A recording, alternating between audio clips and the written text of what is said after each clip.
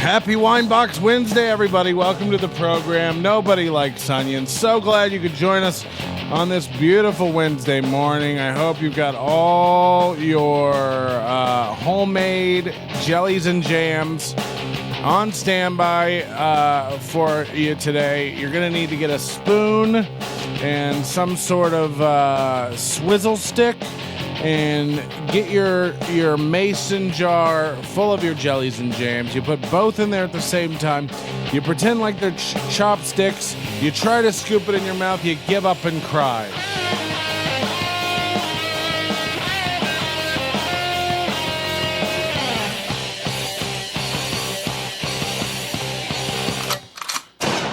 Got him. Welcome to the Twitch. We're on Twitch. We've got this Twitch set. I don't know. Let me make this very clear if anybody's watching from the Twitch nerd community. I don't get Twitch. I don't like Twitch, and I won't be participating. But we have to have a broadcast platform somewhere. I just worry that we're gonna get gamers who drift into here for no reason.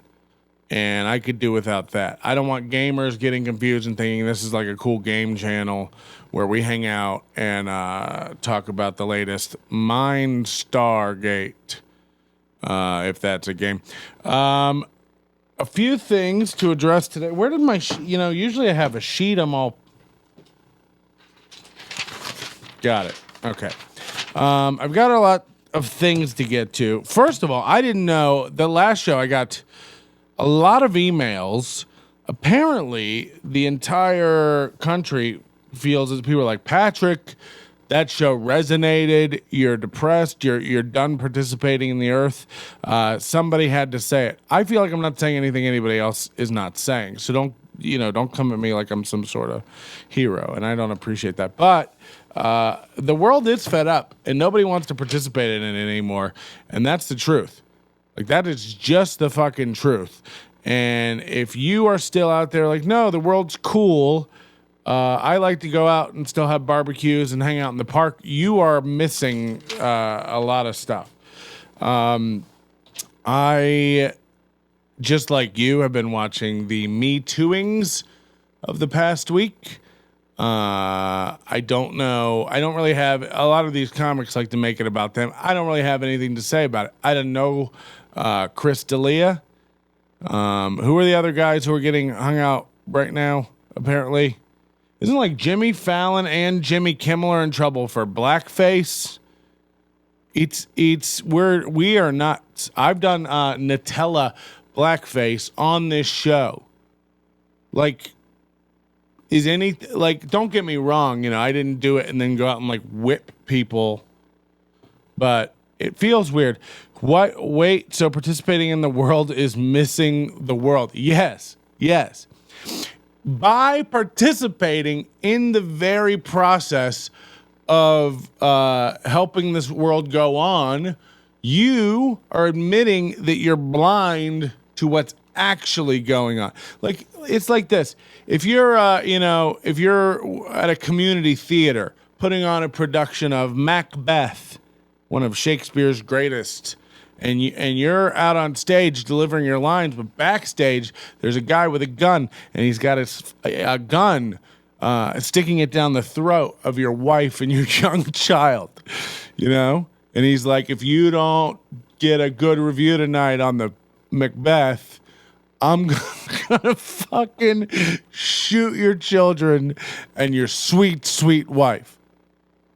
And then you're like, oh, the show must go on. I got to go out there and act like a real man. That's what it is. So You might say, Patrick, that's a ridiculous example. How could that ever be?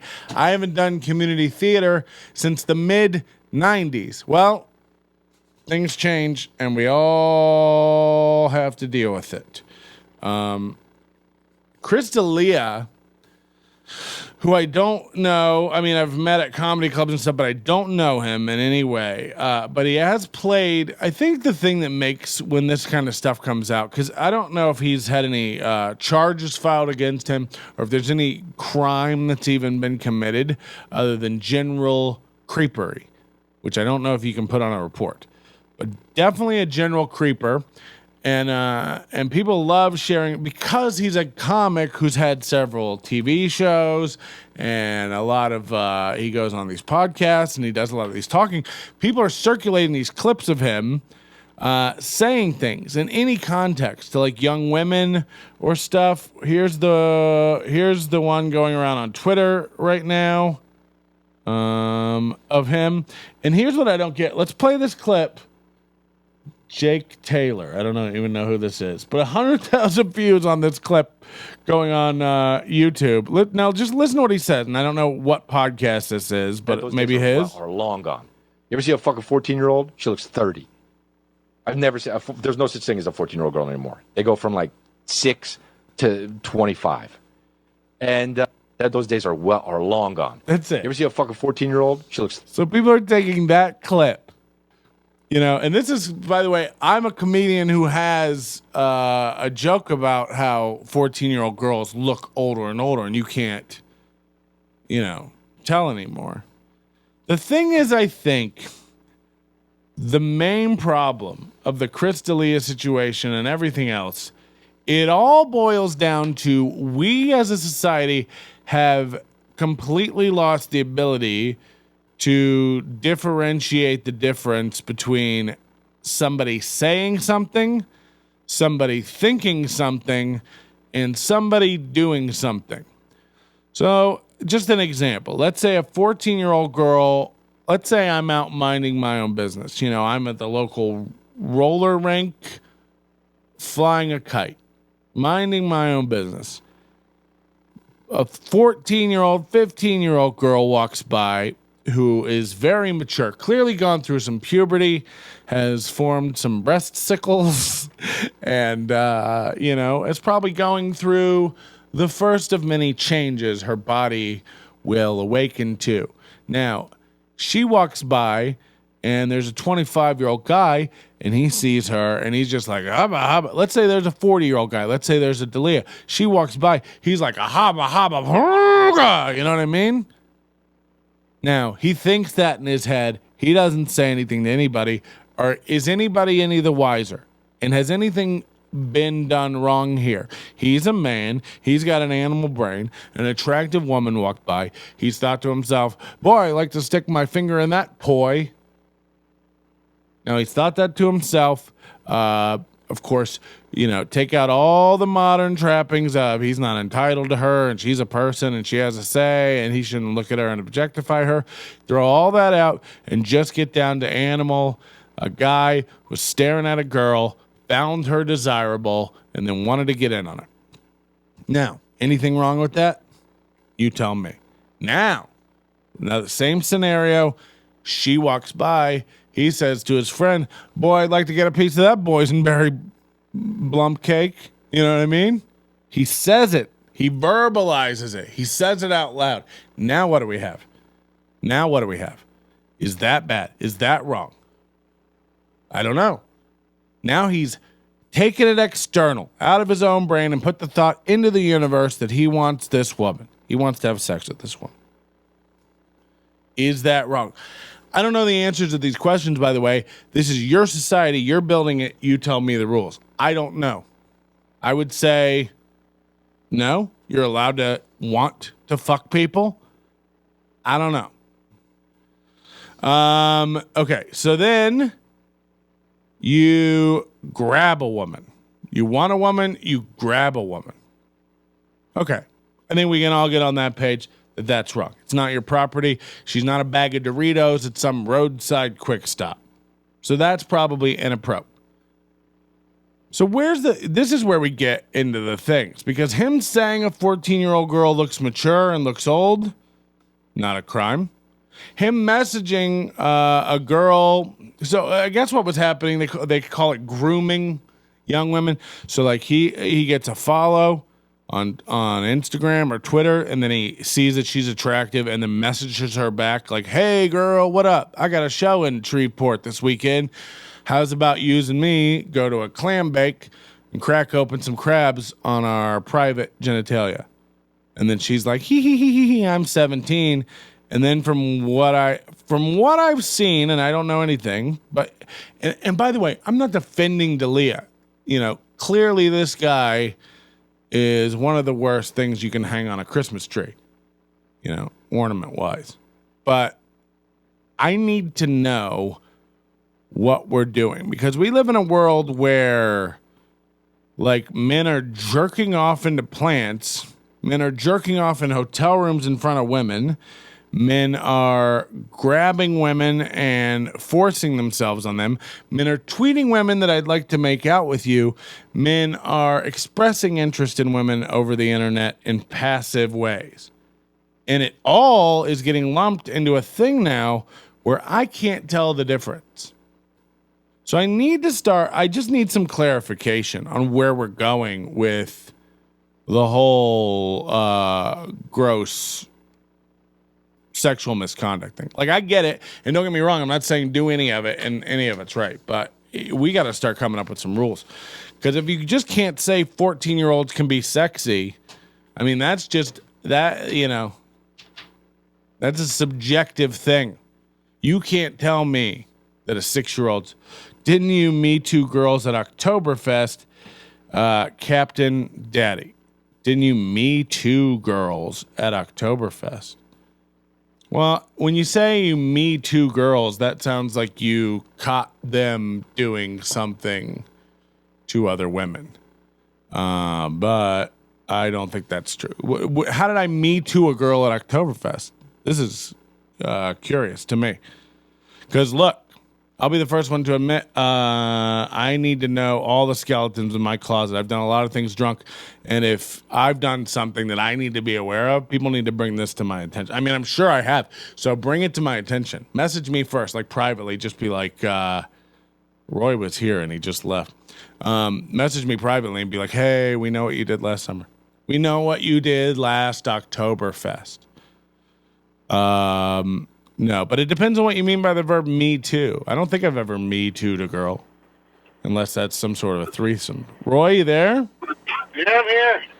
Ladies and gentlemen, from the Uber streets, from the mean Uber streets of Tulsa, Oklahoma, Roy Johnson, everybody. Roy. What? How are you doing?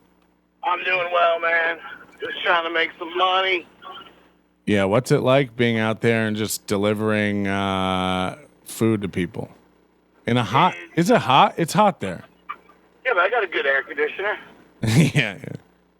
It's only 84.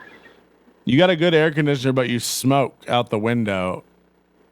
No, I don't smoke anymore. You only smoke when I come to town? No, I started smoking again, but then when I started dating Angela again, I kind of had to go. Oh, she doesn't like it. Well, no, she's a personal trainer, and she's all into being healthy and shit, so. Gross. Yeah, ew. What's your take on the D'Elia stuff? Chris D'Elia? Yeah. I mean, I get it if he's that kind of a dick, but I'm just so tired of the cancel culture. Oh, it's we're over with that. I mean, it's just gonna happen. Everything is just done. Okay, so there's a local comic here who likes to put himself out there as like this. What do you call it? He is more woke than any of us. A white knight, an SJW. Yeah, and I've seen him several times take a girl home that could barely stand up. Hold on, Roy. People are saying, before you talk, people are saying the echo is really bad. Roy's audio has an echo. Hold on one second. Now I've got to do a thing. We're trying a brand new system today. I couldn't use Zoom anymore, so I need to make sure. Oh, yeah. That's way wrong. Hold on. The echo comes from the fact that I'm a deity. Nope, I don't think it comes. To say, I don't think it comes from that at all. All right, that should be better. I apologize, and we'll fix that in post. All right, sorry. What were we gonna say? Are you done bitching about cancel culture? No, I'll never be done bitching about it. No, I really don't give a shit. I mean, what are they going to do? Cancel me? No, you gotta. I'm fucking driving Uber Eats. You can't cancel me more than that. You gotta have something to have it taken from you. Right. You must first obtain grace before you can fall from it. I was thinking about that though. Like, who would want to be like? Don't get me wrong. This is what everybody says. Like, I wouldn't even want to be famous right now. Like, don't get me wrong. Give me my TV show. I'm ready to be famous. But, like, it can't be fun for long. The minute you become, people were saying it was echoing so bad they thought it was love notes from the True Romantic. Boom. Wow. I just think, like, how long can you have fun? Doing comedy, being famous, having a TV show before they come after you. I mean, it can't be 6 months anymore before you're doxxed and researched. People are looking into you like you're running for office, like it's op research. I think we're reaching a point where there's just so many that people just are going to stop caring. Stop caring about anything? Yeah, it's just going to go back to the way it was, where people are just people, you know? They don't give a shit. Yeah, you say that. He's a scumbag, but he's a good comedian. Oh, well. You have more confidence in me. I don't think we're capable as a society, especially now, because I think it does keep getting worse. I don't think we're capable as a society of progressively moving towards a logical, rational center. I think we have to swing like a pendulum from extreme to extreme. It's like, get everybody, fire everybody, get them, get their job. And then we'll swing back the other way. It'll be a goddamn Handmaid's Tale and women won't be allowed to have bank accounts. Like, we just can't, we can't get it right. And I know you're going to say you don't want women to have bank accounts because they just blow it all on lipstick. No, the fact that you just said, went to the Handmaid's Tale shows me just how long you've been in quarantine that you've actually watched that. I've been watching Handmaid's Tale for 3 years. Don't talk bad about it. What do you have to say bad about handmaids or their tails? Strictly by the title, I can't watch the bullshit. Why? I don't like the storyline that's centric around women, period. What did they do to you? No, I don't. It just sounds gay. That's all. Well, it's not gay. It's very, very hot. There's a lot of sex happening. Really hot stuff. All right. You ever fucked a woman with a hood on? No. You are missing out. Have you fucked a woman with a hood? Wait, the hood's on her or you? I only fuck with a hood. I mean, is this kind of like a post-rally thing that you do? Oh, my God. Oh, speaking of rallies, tell us how Tulsa went down. Well, last time we talked, it was coming. Right. I have about 1 minute, and then I got to drop this shit off, and then I'll be back in the car, and I'll tell you my take on it. As I say to the truckers, what are you hauling? Outback Steakhouse. Who's ordering Outback Steakhouse at 1 p.m.? A lot of people. I love the guy who's sitting at work going, you know what would make this day go faster? A bloomin' onion, goddammit. I'm actually delivering to somebody's house. Delivering what? Do you know what's in the order? Do you get to see what you're getting tipped before the order's dropped off? No. Oh no, we're losing him. Tip like 30 minutes after you drop off. Yeah, I was wondering because I always do the move where I go back in and zero out the tip after you deliver it. Yeah, I like that better. They were having a thing with, I think it was Postmates, where people were putting in, they were going to tip like $30, so people would take that order, and then after they dropped it off, they'd go in and change their tip to $1. Yeah, that's my move. Yeah, fuck them. All right, Roy's gonna go deliver his Outback to the kids. I like that I tried to bait him there and he didn't even catch it. Oh, he's back in his car. What is he? This is like a security cam footage. Well, there it is, everybody. Tulsa, Oklahoma. If you ever wondered what summer looked like, it's Tulsa. I'm usually there around this time of year, and it's fucking miserable. And I'm so excited to not be working those comedy clubs in the dead of summer this year. I'm probably going to go in the fall. I think I'm supposed to be in Tulsa in September, but judging by the way Wave 2 is arcing up. How do you guys feel about us? Seriously, you're still freaking out, dude? Here's what I think small-minded people, and don't take that as an insult. Here's what flyover people don't realize, I think. Wow. That's right.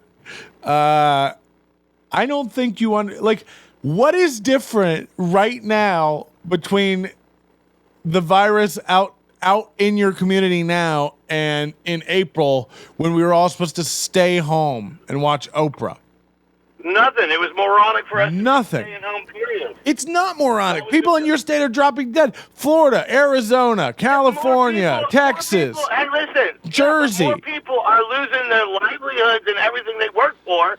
There's more pain and suffering coming from the lockdown than the virus. Fuck you. Everybody's losing their livelihood. I can get my livelihood back. You know what I can't get back?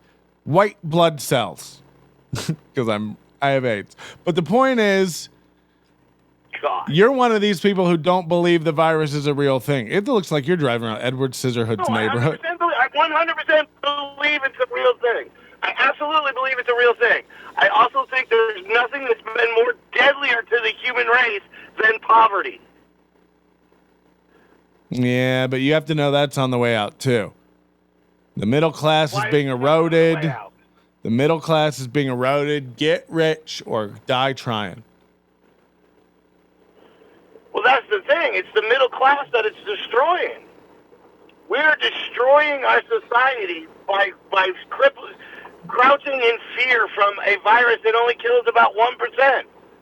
I'll take my shot. Give it to me. I don't know. I feel like you're applying like an antiquated mindset to a problem that we've never, like, you can't go, doesn't this virus know what it's doing to the economy? Like, it doesn't give a fuck, and it is killing a lot of people. Like, you could say 1%, but 1% of 350 million people is a lot of fucking people, and if one of them's your dad, you're going to be upset. Stay inside, have a mimosa. If you throw 25% of the population into abject poverty, more people will die and a lot more people will suffer for longer from poverty. That sounds like real Donald Trump fake news, man. No. I'm not anywhere near Donald Trump bullshit. No, I'm kidding. The virus is real. People should wear their masks when they're in contact with other people. We should be careful about certain things. We should be washing our hands. We should be disinfecting things. Yeah. We should use some common sense.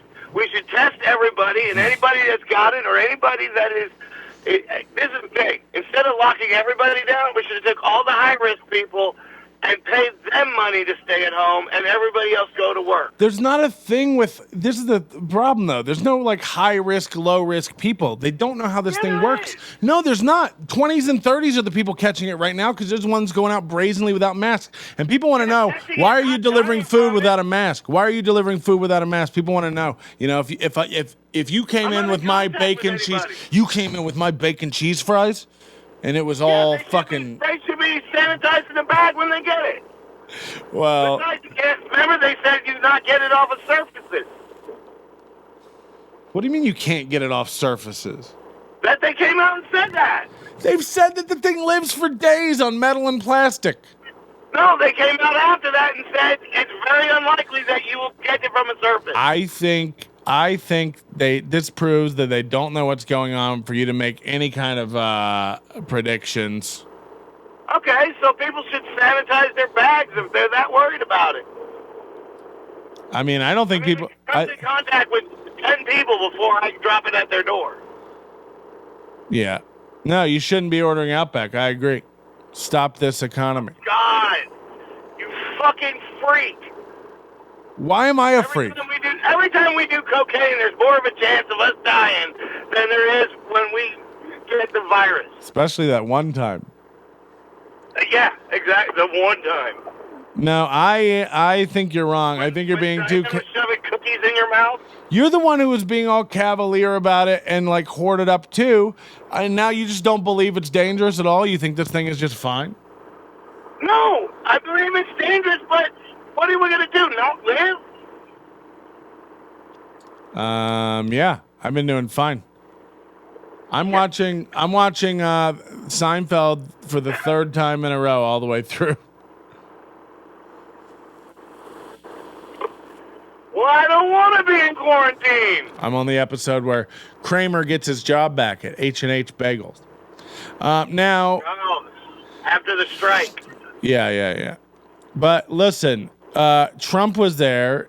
I guess his campaign got trolled by a K-pop group, and they reserved 1 million tickets, and then 6,200 people showed up at this rally, and he thought he was going to have 40,000 overflow outside. I thought it was one of the greatest things I've witnessed in my life. What, the flop? Yeah, because Trump is a troll. That's it. That's how he won. Yeah, of course. He's trolling people. That's all he does. He trolls everybody. He says things he knows is ridiculous just to make the people's hair light on fire. And they fall for it every time. Yeah. So this is kind of like watching the nerd that's been picked on for the whole school year get that one crack on the bully and just make him look like a complete idiot. I got more fucking audio problems for people. God damn it. Hold on. Every time I create a new shot in this software, it does... that should be better. And I'll redo the audio all in post because I do have it in a clean version. I don't know why it's all fucking up today. No, I think it's brilliant, and it looks bad. I'll tell you this. I noticed when they were filming, you can tell like camera guys, because when they're filming the rally, in the very beginning, before it started, when they had other people going up and talking, they were doing real tight shots and sweeping around the lower bowl of the arena, and it looked full. And then you can tell some producer got in their ear, and they were like, you need to zoom out and show it empty up top and stuff. Because from then on out, they always had these wide sweeping shots showing how empty it was. And you know, like, it's a cameraman's instinct to zoom in and make it look good and full, any event. But that, you know, in their mind, they were just like, no, we're trying to make Trump look bad. Zoom out and make it look empty as shit. There were pictures, like local people that were down there, there were pictures popping out on Facebook and everything really early that you knew that this thing was not going to blow up. And they kept talking about people camping outside, and I would drive by, and we were talking about 2 tents. I mean, we weren't talking like a field of tents. It was like 2 people waiting online.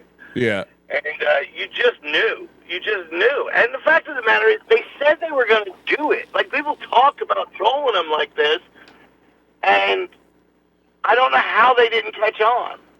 Yeah. You know, the fact that they were able to be tricked like that kind of scares me. Like, if the terrorists were focused on us right now, we could be fucked. Well, you gotta fucking outsmart a K-pop group. Well, you gotta understand that they weren't having like MIT scientists in the Secret Service combing over a reservation. Like, well, I'm sure they're checking names against watch lists and things like that, but they're not going like, oh, you know what? You're fucking right. It could have been Kim Jong-un in North Korea. You're right. You're making a face at me, but you're right. That is on me. He should have caught these Korean bastards, and you put them in jail where they belong. Well, here's what I want to know. Charlie. I like to call him Charlie. Why, instead of putting it out there like, here, go to this site and get your tickets, why didn't they just do it all off their email list? So they were emailing people that had already been responding to all their text message bullshit and stuff like that, and then see how many tickets they were going to have sold. That's what makes sense. I recommend this to anyone. This is 100% real. Like, get on Donald Trump's mailing list. I think a podcast listener must have signed me up for Donald Trump's mailing list as a joke. I have not unsubscribed. It is amazing. It is fantastic. Every day you will get 3 to 117 emails. It's whatever mood he's in. It's just like tweets. And they come at you with the same language that he talks in. It'll be like, whiny liberal pussies need. It's just like, whoa. And then a link to donate to get a free calendar or hat. Just a note to everybody who's giving out merch. We're done with calendars now. If you're giving out a calendar for joining your bank or donating to PBS or giving to the presidential campaign, we have enough calendars. All of our phones came with one. It doesn't, Right. no one's hanging a calendar anymore and crossing off days until No, you know family who it comes. is? It's the places that, like, I drop food off to, like, mechanics or, like, insurance offices and stuff like that. And if they're a Trump guy or gal, whatever, they like putting the Trump stuff up. So this gives them an excuse. Oh, that's just my calendar. Yeah, but it's also a Trump calendar. Yeah. Dude, these people that love Trump are just, it's like nothing I've ever seen. They're like psychotic about loving him. Weren't you a Trump guy, though? I thought you were like a Trump guy. Never. You told me you were trying to Never. convince your parents to vote for him? My parents do vote for him. Yeah, and that's because of My you. dad, here's the thing. My dad, going all the way back to the 80s, hated Trump. Hated him. Oh, this guy's an asshole. He's an obnoxious jerk. Blah, blah, blah. But now that he's the Republican president, he fucking loves him. Loves him. Yeah, I like him. I don't think we have a better choice. Here's the reason. I don't particularly think that Trump is a great president, but if we're gonna have somebody who's full of complete shit, I'd rather have a hothead with his finger on the button. Let's just nuke. I'd rather be in the bubble shooting the missiles out than in one of the countries trying to be There doesn't reasonable. seem to be a lot of people fucking with us right now. Like, nobody seems to even poke the bear at all in the last 4 years. No, because we truly have a president who you don't know what will do. Right. His responses are not proportionate. In one way, you can like anally rape this country and he doesn't react at all. And in another way, you can just like tweet something that calls him the wrong pronoun and he will launch a missile at your fucking family. It doesn't make any sense. But I like that. I think it keeps people at bay. This is the same thing Chris D'Elia did. He told people like, hey, if anybody fucks with me, I'll let it come out that I groomed young girls. And that'll show you. What are you looking at now? Did you get another order? Your audio's all breaking up on me. Yeah, the internet's great. I was looking for one. There's red on the screen, which means there's hot zones in the city. Hot zone. You know, Steve Curran keeps talking about Fat Guy's Burger Bar in Tulsa. You know this? You know this place? Yeah, it's right over by my house. Do you get you go there and get burgers ever? Nah. No. He said that No, it's because it's one of those places where you end up spending like $12 for a burger. You know, it's just like, at that point, I'll make my own burger at home. Is it a good burger though? It's not $12 good. Is any burger you're making at home as good as any burger you're getting out? Even a McDonald's? Absolutely. Absolutely. Actually, you know what my new thing is? You tell me. making homemade pizzas. Homemade pizzas? Where? In my house. I got a stone in the oven. I don't like I got a stone in the oven. I make a batch of dough. I let it cold rise in the fridge. I have it balled out. I go home. I pop on the oven. I let the dough warm up a little bit. I spread it all out. Make a nice little pie. Throw it in the oven. Bada boom, bada bing. It's another great episode of Seinfeld. Make your own Make your own pizza pie. Yeah. Now, what are you putting? Shove it in the oven. What are you putting on the pizza? How are you laying Well, it out? I mainly do a pepperoni, but sometimes I do a classic margarita. The trick is trying to figure out exactly how to do the crust. I want to do the crust so it's like a New York pie, and I can't. I'm not quite there yet. I don't have the flavor.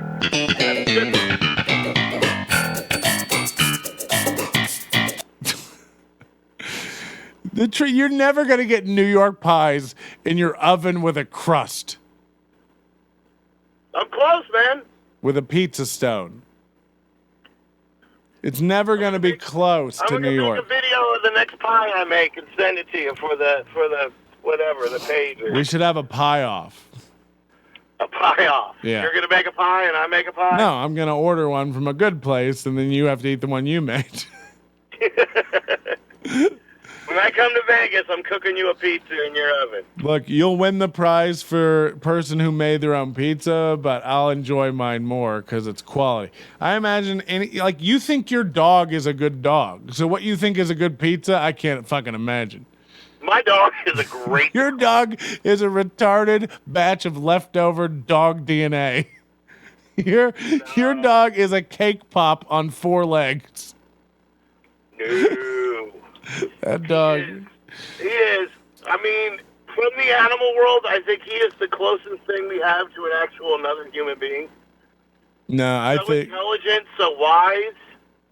I think. I don't know if it's all pugs, but I'm gonna say I think it's all pugs are inbred and like retarded. There's something wrong with the breed. They're like Chihuahuas and pit bulls.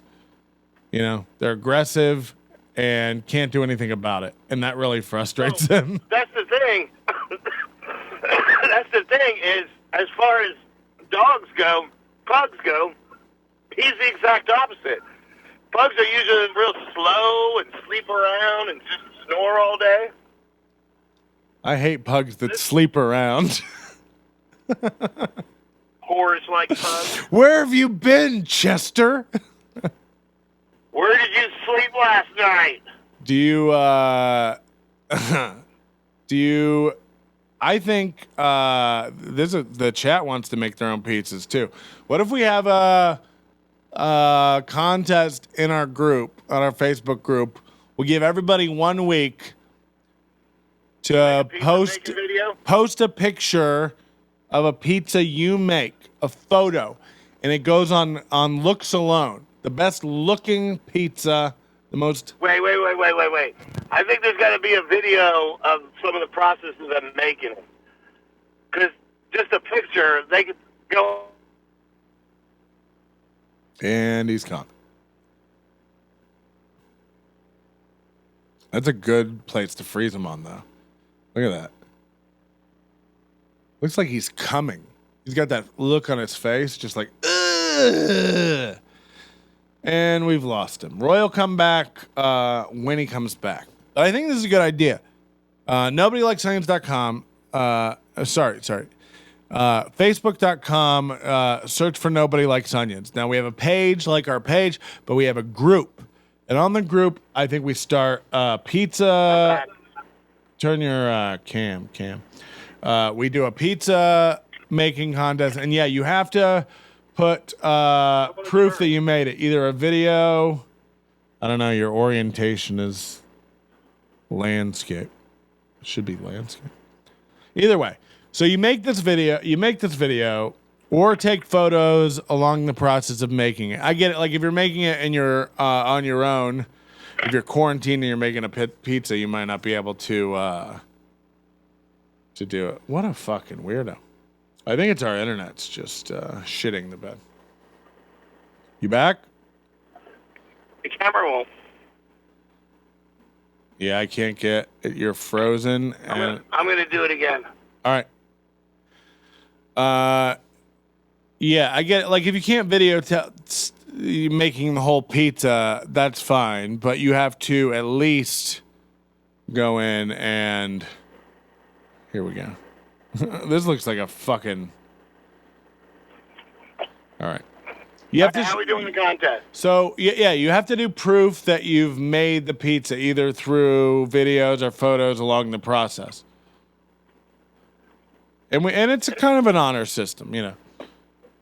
It's kind of a tricky thing to do because you have to get the dough so that it has an elasticity so that you could stretch it to be thin enough. And when you do that, and if, you know, the guys that toss the doughs all the time for the big pizza pies, they know exactly what they're doing, but you got to get a consistent, almost paper-thin dough, and when you do it, it'll pull apart. So it's kind of a trick. Now you're allowed to buy store-bought dough, but that's... No, you got to make the dough. Okay, well, dough's easy, you know. That's the hardest part. No, dough's easy. You're allowed to buy frozen crusts, and you're allowed to buy dough, pizza dough. I say that, because we're going only by looks, Roy, so it doesn't matter. Then you might as well just go get yourself like a DiGiorno's. A DiGiorno looks like dog shit. We're trying to make a tasty-looking pizza. All right. And everybody will vote on them. And then what's the winner get? The winner will get... I win. Every listener that does the contest is to send me $10. Every listener that does the contest gets you $10. Yeah. Making pizza dough is not hard. Just proof it properly and quit being a fag. Well, that's aggressive and mean. I don't like Are fags known for not proofing their dough properly? Right. They just can't wait to get their hands in it. They can't let it sit.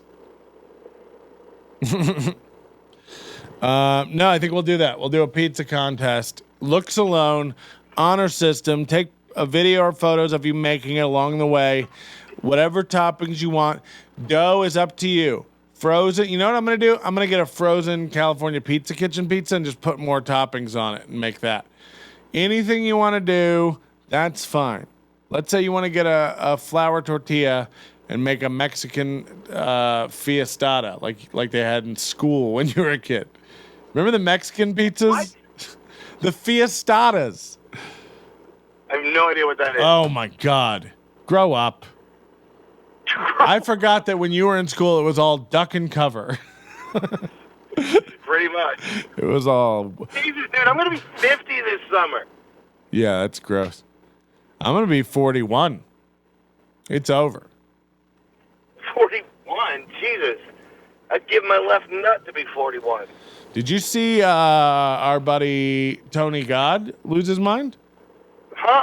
Oh, my God. What did he lose his mind over? I don't know. I guess Jamie, who was some guy named Jamie, who was a booker at a club called the Old Laughin' Comedy Cafe. So that used to be... So they must have taken over... what was that gig down there with Joe Galanis? Laugh-In Comedy Cafe. The Laugh-In Comedy Fort Cafe. Myers. Yeah, something like that, I guess. And I guess he wrote that the government was trying to hurt minorities by sending blacks and minorities out to protest and riot as a test for the virus to see if they would all die. Like, the way it was worded, I'm not even sure. Like, he just kind of said, like, I think it's almost like they did this. Like, this is what it seems like they did. And then Tony God said that he was racist and went off and got all these other comics involved, and then it turned into a big fight. But I love that kind of stuff. I love it when people fight over something they don't even know what they're fighting about. But then Tony's like, get off my page. I don't like this either. People who are like on Facebook, and they're like, well, get off my page. And it's like, I mean, this is all Facebook. This is all Zuckerberg's house. I don't know. I'm just done arguing about what's right and wrong because you're all fucking full of shit. Everything that has happened has really happened, and people are really this upset. But everything is multiplied by 10 on every little thing because of the fucking shutdown and the virus. They kept us busy. We had distractions. We had movies and concerts and going out to bars and honky-tonks and drinking and all sorts of shit like that. And now all we have to do, we can go out, we can work, we can go back home, and we can wait for their next word to tell us when we can have real life back. And people don't realize how fucked up in the head they are right now. Yeah, people are so fucked. Fucking angry. People are fucked up, but I think that's more of a testament to absolute mental instability. Most of you are absolutely fucking nuts and you can't rein it in. But the other thing is, like, I think it's crazy for people to go around saying, like, the government tricked us, this virus wasn't dangerous, we all got duped. It's like, here's the thing, like, they don't know either. And also, you don't know. And people are still talking out their ass. You're talking out your ass. I'm talking out my ass. We don't fucking know. We really don't know. And the problem also, Roy, is this thing could mutate. They're also worried that it could be a slowly progressing degenerative thing where your organs could fail over time once you've had this thing because of the way it attacks your body. And you're sitting there shaking your head like you know some secret that I don't, but we don't know anything. No. Here's my thing about it, is that what you're doing is the opposite, is the direct opposite of those people that are like, this virus is fake and everything like that. You're drinking all the other side's Kool-Aid. No, I'm not. You're worried about organs. I'm not worried about it. Yeah, I'm not worried about it, but I'm not gonna like go out and like try to catch it. Like I'm cool staying home. I'm good. Like you're just out like, fuck it, we gotta live Outback. Like no, I don't need. I don't gotta go get cheese fries right now. I can chill. Yeah, but your economic situation is not the same as everybody else's. Well, it's exactly the same. Not all of us have Catherine and the kids to come home to us. Some of us are single and live with our dogs. Did you say Catherine? It's Kathleen. Whatever the bride's name is. Well, either way, I have to tell you that I think it's dangerous either way to buy into this shit. Either way, you're just out in another gang. You're out in another fucking mentality going like, that's fake, they all lied, there ain't no virus, it's all bullshit. Like that's just as dumb. And it's gonna kill 2% of us. Let's go. Let's knock out those 2 and move on. Yeah, but it's the elderly, Roy. You're 50. 30% of us. You're 50. You're elderly. You're now susceptible. I'd rather die than live without baseball and bars and concerts and all sorts of stuff. Do you know what an insane man that makes you sound like? I'd rather die than live without baseball. And concerts and normal life. We've got somebody who paid 100 onion rings to highlight this message in chat. Get rid of Roy. Great. On our Twitch channel now, you can earn onion rings for watching. Every 5 minutes, you earn onion rings, and then you can spend those. You can see your onion ring total down at the bottom. Just click the onion ring. So that person used up the onion rings they got for 500 minutes of watching? No, I don't know. And it's worth it. They make a valid point. I just think you're one of these. You're one of the MAGA. No. MAGA pure of hearts, where you're out there telling people like it's fucking. We've been lied to, and they never went to the moon. Not at all. Not at all. I just have been with somebody that's been saying for years that we need a virus that kills off 30% of us. We need to take out 30 out of every 100 people and knock them the fuck out. We don't have enough shit for all the people we have right now. Yeah, I think it's just a different mindset. People you see, you're ready for 13 of your friends to die, and you're okay with that. You're just like, well, not all the baby turtles make it to the ocean. The concept that you think I have 50 friends is hilarious. But let's say I have 10. I could live without 3 of them. You're not one of them. I'm not one of them because I'm not going outside. You're out doing zip lines and shit. It's not time yet. I haven't done a zip line. She just sent another message. I was looking at one at Turner Falls. Ask him why he was so cheap that he couldn't let Curran stay at his house when he was out. What? I don't even know what that means. It was being cheap. Then he says, I've got, she paid another 100 onion rings to write, I've got 1.5K onion rings. I'll do this all day. First of all, it sounds like you'll do it 15 times. I don't know how good at math you are. Would you want Curran in your house? That is a valid point too.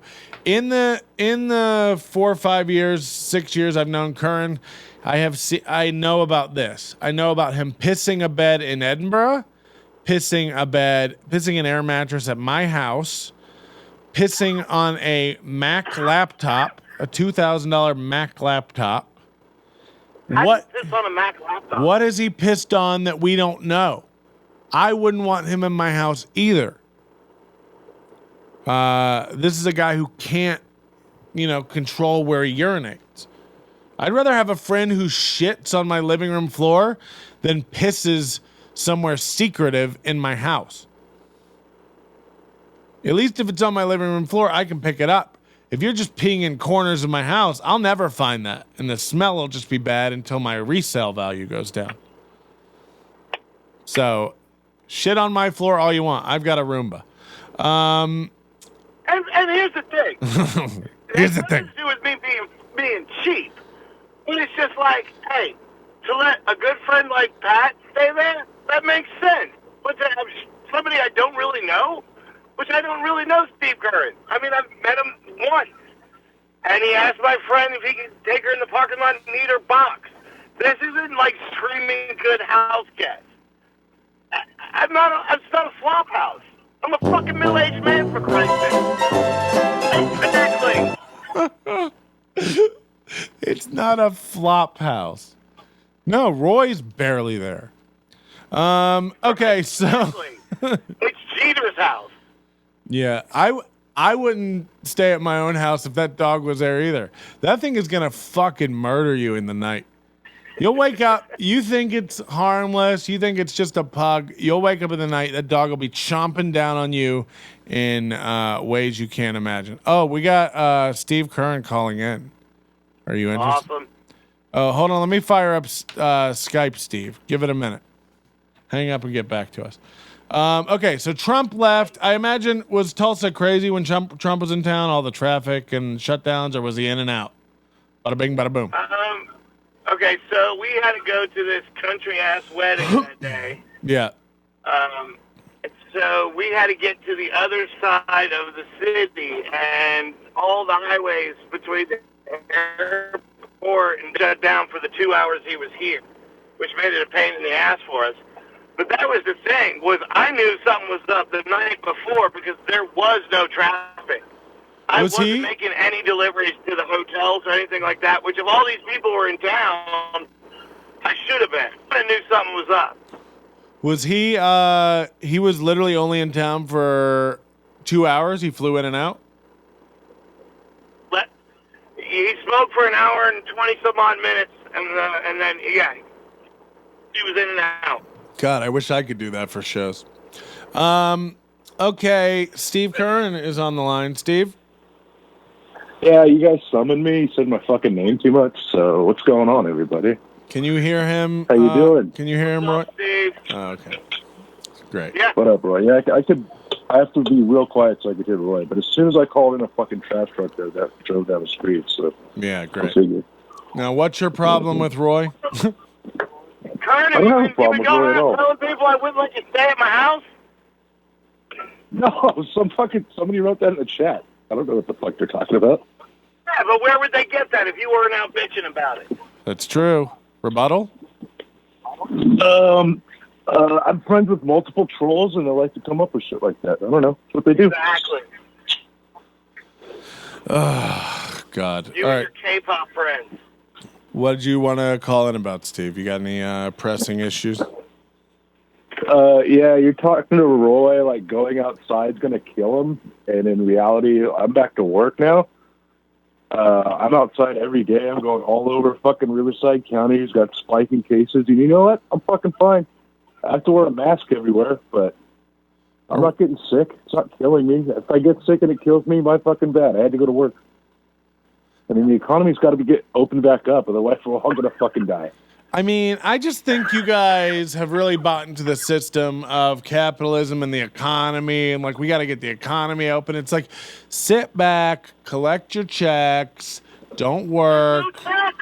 Oh, please. Trump is working Patrick, on if it. I We've got thought- the CARES Act. You've got the HEROES Act. You told me last night, I Curran. haven't got a dime yet. Well, yeah. Not a fucking dime. I got my Trump check. It was $1,200. It was very generous. Yeah. Yeah, I got You something. know who got it? The people that were already on the government roll and rich people. Everybody in the middle got fucked. They didn't get a goddamn dime. I'm in the middle. I guess no, you're I'm not. in the middle. What are you talking about? I'm not in the middle. I only have. No, you got enough money. You got enough money right now in your bank account to make it to your life expectancy of 60. No, I don't. That was a lie. I've got 7 cents and some bubble gum. Well, maybe you I should heard do more than you're worth California pizza. a lifetime of Firehouse subs.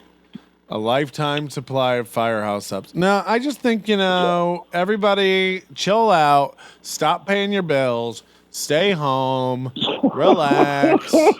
Everybody's such a hurry to get back to work, get the economy going. Like, calm down. Fire down, I say. All these fucking sheep, they want to eat and have power and electricity and... Yeah, You don't have they kids. like to live a lie.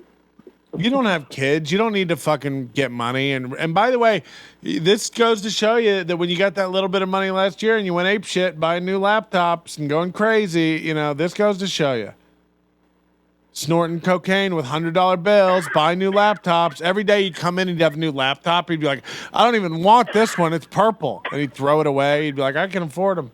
And then now he's like, I got to drive Uber Eats for money. It's like, make up your mind which tax bracket you want to be in. McCarthy. McCarthy? Yeah, I don't know. Okay. Well, I think it's great that you're sitting in a carport on a weekday, vaping while you wait for someone to order jalapeno poppers. But also, do you ever do this when you order food? Go like, how lazy am I that I can't go to Sonic and get a chili dog? You know what I mean? I cannot stand people that use a drive-through window. It makes... if I was president, I would outlaw drive-through windows. What do you mean? Well, first of all, one of the two biggest problems that we got, besides race, because everybody's going to jump on me for that shit, two major issues we have as a country. Energy and health. Energy and what? Energy and health. Yeah, Right? yeah, So yeah. how much gas are we wasting sitting in a fucking drive-through window that wraps around the goddamn building because they're too fucking lazy to get up and walk inside?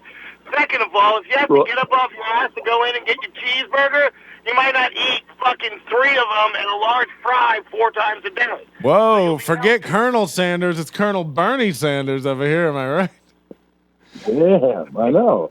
I haven't heard anything about global warming since this whole pandemic kicked off, but I guess we get to hear about it today. Thanks, Roy. No, that is how you know we're back. The protests, the mass shootings, we are back, baby, and we're back in a big way.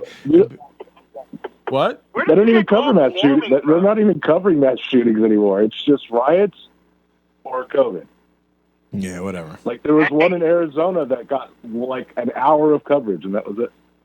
The big news yesterday, baseball is coming back.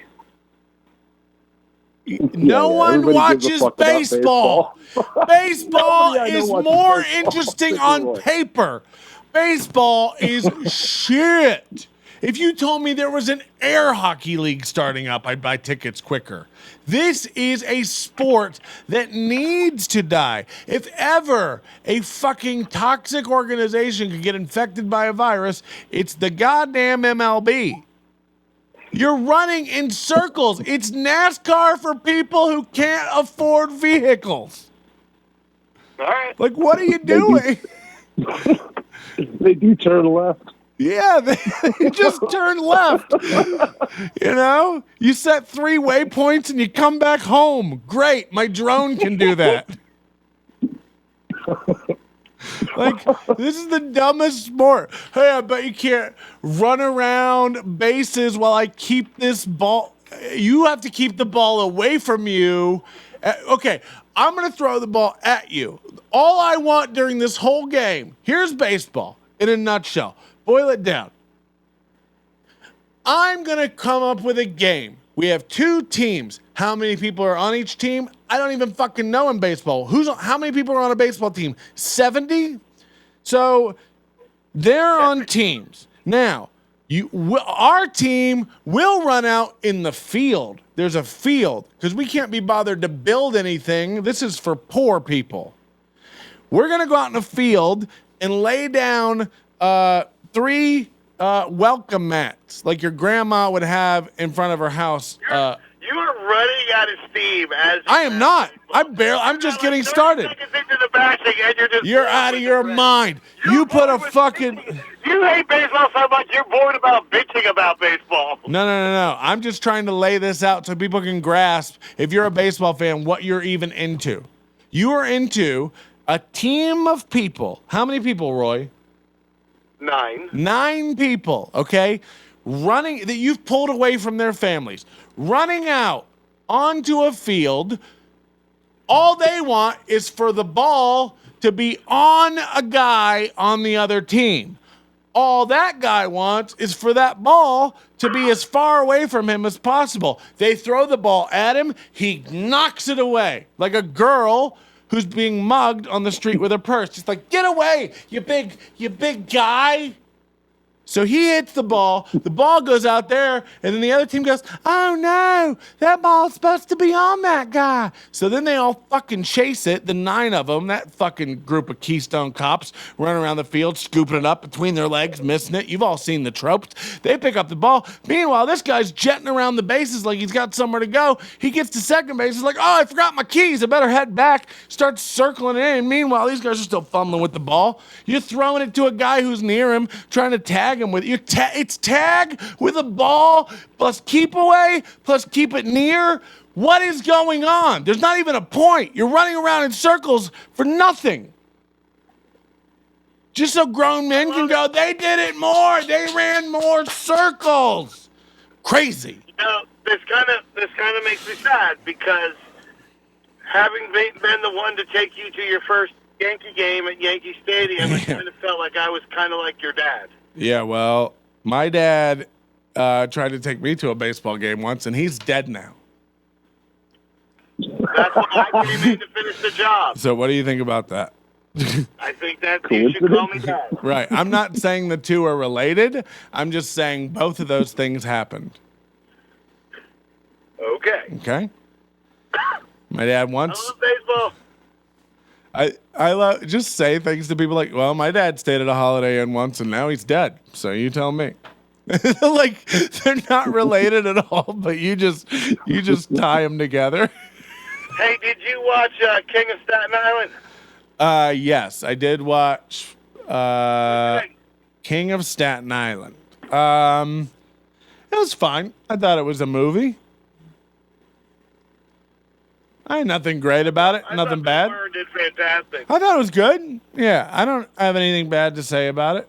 I don't. Other than Pete Davidson. Pete Davidson is really a Mr. Potato Head of a man.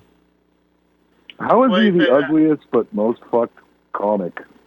You think he's the most fucked comic? Have you met Roy Johnson? Well, oh yeah, that's true. So I wasn't counting years. I just meant like. I'm in a committed relationship now. Yeah, this Roy, week. when are you throwing in the towel and getting the fuck out of Tulsa? Wow. No, going to Tulsa is what you do when you throw in the towel. No. Roy changes his mind on this all the time. Just like, you let me know. I'm ready to pack up. I'm ready to go. And then he gets a girlfriend. He's like, I'm ready to settle down. And then they have a fight. And then he's like, I've already got a duffel bag in the trunk. Give me a destination. And then you tell him second base. I have 2 duffel bags I keep in the trunk. Yeah. And one's to go stay at her house, and one's to make a run for it. He's the only guy with a stay bag. he's not a bug out bag. Yeah. He's got a bag that's just full of like things to make you comfortable in the house. There's one bag is green and one is red. He's the only. Every night I open the trunk and I look down at the 2 bags and I make a decision. Quick, here's a damaging woman. Do you have your stay bag? Wait. Does she have kids? Yeah. Hold on. Are they normal? Okay, guys. Roy doesn't like that at all. He's one of these comics with lines now, and not the good kind. All right. Well, I don't know what else to discuss with you. Steve, are you coming to town in September? When I say that, I'm inviting you into my house. I'm going to Vegas in September. That's about all I'm doing this year, I think. So you're waiting till Patrick leaves town to go to do his Looney Man tour, and then you're going to Vegas? Tell everybody why you're coming to Vegas, you anti-Semite. Well, it's a very pro-Jewish rally we have out there every year. We party, drink, everybody gets together. Pro what? Patrick's the one, actually, that can't stand my sponsors, so I don't know why he brought up the fact that I don't know what he's talking about. He's trying to be funny now, what but kind of festival is this? It's not a festival. He's a Proud Boy. You know the Proud Boys? No. Please enlighten me. Yeah. Explain it to Roy. We're a group of proud Western chauvinists who refuse to apologize for creating the modern world. We have it's a men's fraternity, basically. It's a drinking club. And we have local chapters when we get together every year out in Vegas. It's literally like Antifa. They wear MAGA hats and go to bars and troll dudes.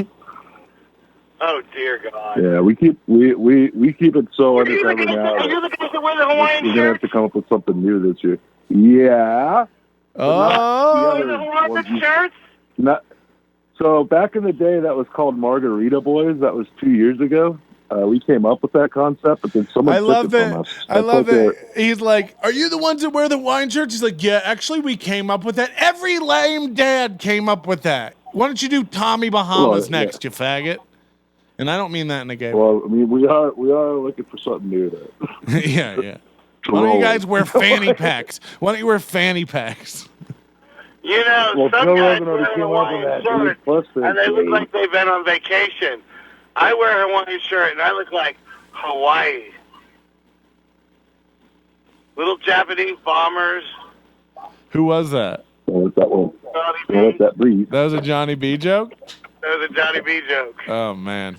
I was wondering, I was looking at your face trying to figure out if you picking up on it. People are saying they're a drinking club and a terrorist group. Oh, yeah. Yeah, it depends on which paper you read. What day? Odds or evens. I like how he's like, yeah, we're this group, we refuse to apologize to the modern world and feminists and whatever. Like, there's anybody that considers themselves the modern world or a feminist that are like, hey, we've got to win this guy back. Yeah, also, back on our side. I'm not aware of any women who are out there going, like, men need to finally apologize for creating the modern world. Well, that's not true. Have you seen the net? I was gonna say there's a ton of women that are just happy that we exist. There's so many pussy beta males out there. I actually did watch the new Hannah Gadsby special. How awful was that? Douglas is better than Nanette. I haven't seen either one.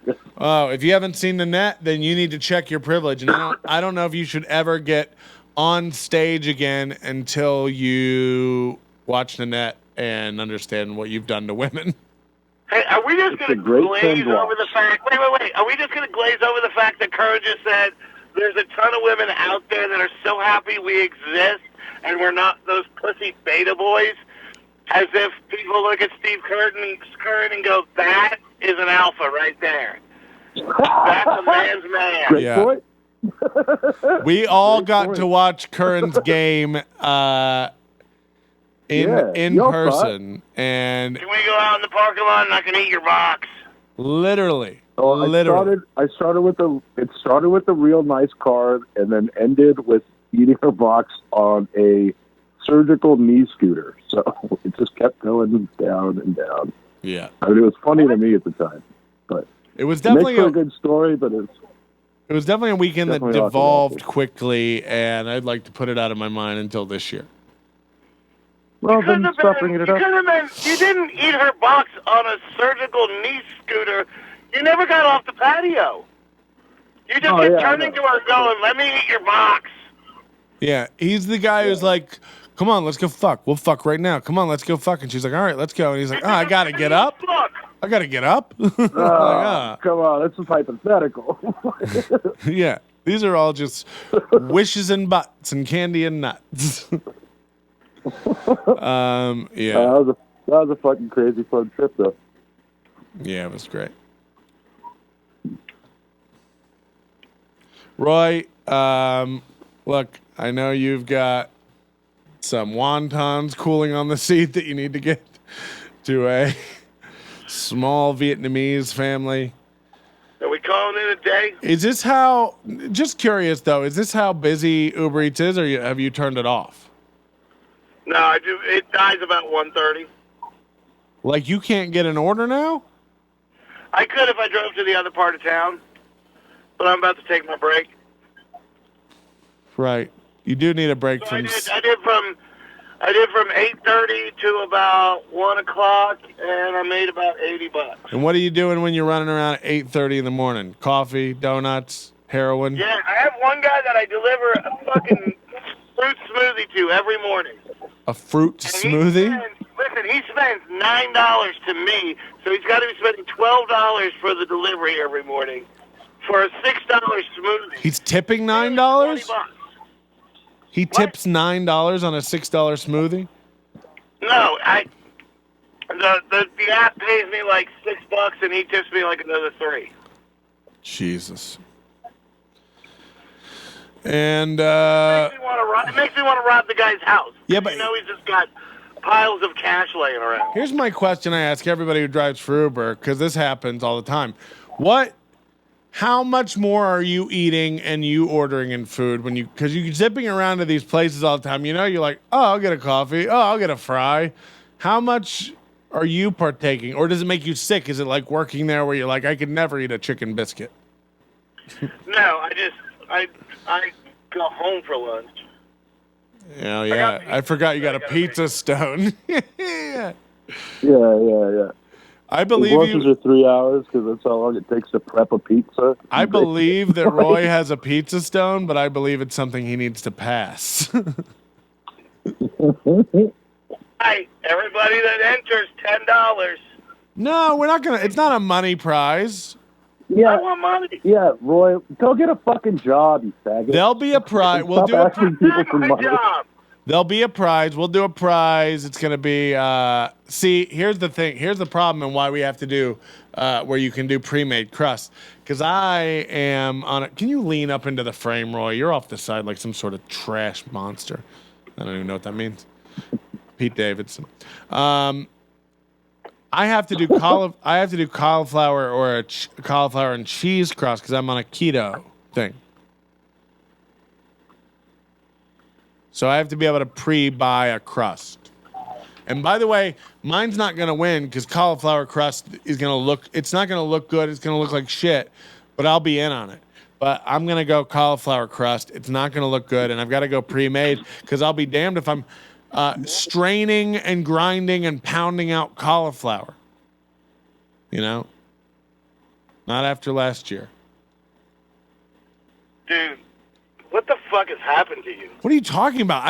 I've been fucking running around Australia and just gaining weight. I'm on a keto thing. I'm dropping 1 to 2 pounds a day right now. I'm in the zone. I'm firing. I don't need this pressure. I'm cauliflower crusting it. I will load it up with nothing but lard.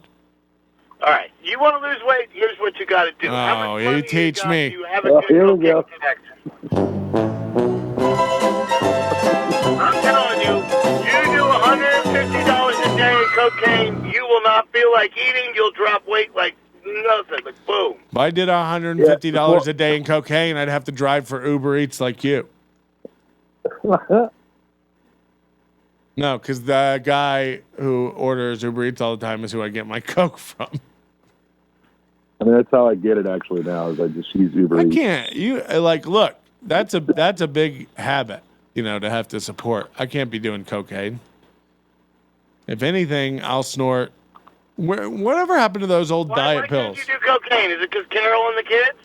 Carol? Kathleen. Don't bring Carol up. Kathleen hates her. Listen, I'm sorry, half-sister. Kim, whatever, Kimberly, whatever. That was the old one. Don't do that. No, they're all dead. Yeah, I'm gonna do cauliflower crust. Don't judge me. I'm fully aware I won't win with this pizza strategy. Are you gonna enter this, Curran? Because you're a bit of a baker, but I think you only know how to cook on the grill. I've literally barbecued pizza before, but I'm probably not going to go on this round. I mean, I know Josh wants to do it, but it's not really my. It's not my. I don't know how to make dough. Why can't you? I want you to make a pizza and just put a whole tri-tip on top. What if I just took a tri-tip, sliced it all up, and used that as dough, and then put pizza toppings on top of that? Yeah, why don't you make an all-meat pie? I mean, it's a concept. You could use Might work. You could crisp up some thinly sliced, get like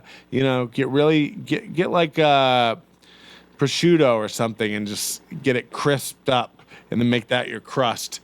And then you put sauce on top of it and then more cheese and more meat. And then you roll it up and it's just a meat taquito. Well, that's not a pizza. Well, potato. It's not a pizza. It's not a pizza bites contest. Pizza. Look, what is a pizza? What qualifies as a pizza? Could I do this on Ritz crackers? Could I sauce up a Ritz cracker, put a little cheese, and one slice of pepperoni? Does that count as a pizza? I guess technically, yeah. I guess so. All right.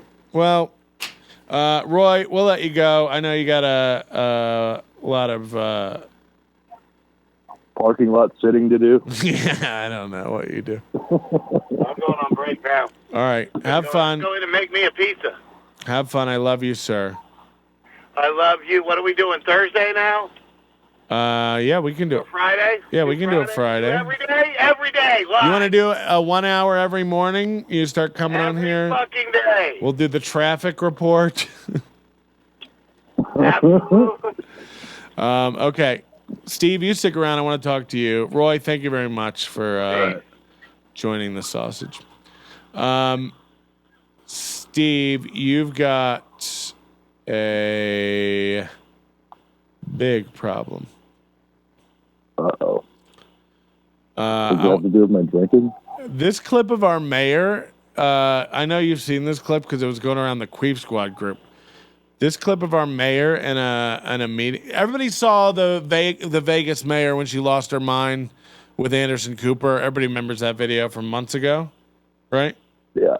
This is our mayor in a council meeting. You saw this one, right? The sha-na-na-na. This is Las Vegas. Well, you'll see it. This is Las Vegas. This is a real city council meeting last week. What I have to say is certainly worth taking my mask off. And I would ask if anyone agrees with what I say, if you could please donate a minute because I have a little bit longer. Just 2 minutes would be appreciated. If not, I understand. My name is Dan Roll. So these guys get 1 minute to talk about anything they want to talk about.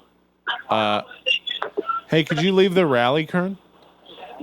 Oh, yeah, that's my dad's cell phone. I don't know why he has the loudest fucking phone on the planet. But These guys get 1 minute to talk, and if you bring other people to the meeting who sign up to talk, they can give their minute to you. So he just asked the crowd for more time, and nobody knows who he is. Okay. So they were like, "Oh no, fuck you." Does anyone wish to donate a minute? Could you? No? Okay. Anyways, my name is Dan Roll, and I'm here today. In 2020, we need good news, and I was not expecting the excellent news that Michelle Fiore was stepping down as mayor pro tem in the city of Las Vegas. It is welcome good news, but this is not the first time. Let's not forget that in 2015, Michelle Fiore called her black assemblyman colleague a colored person, and then told us all to get over matters of race and color because we had a black president. Michelle Fiore loves to associate with Cliven Bundy, a alleged. This guy has definitely practiced this. Like he is getting it out.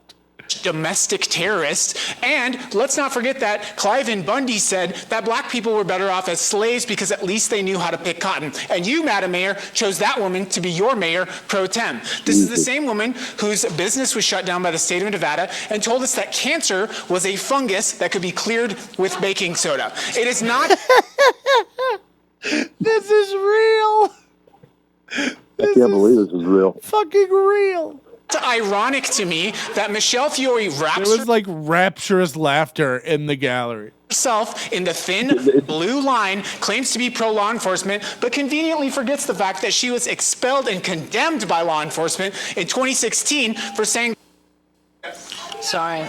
No. So they cut his mic off. This is our mayor, and she always sounds like she's drunk. Our mayor, John Goodman, or whatever her name Of is. Vegas, by the way, so I would expect her to be drunk the whole time. She sounds, she always is slurring her speech. She always sounds drunk. Listen to it here. She's cut this guy's mic off. It gets better. Next. No. No, I'm sorry. No, it's ahead of time. Not since Vicky O'Pine have I heard a woman slur like this. No.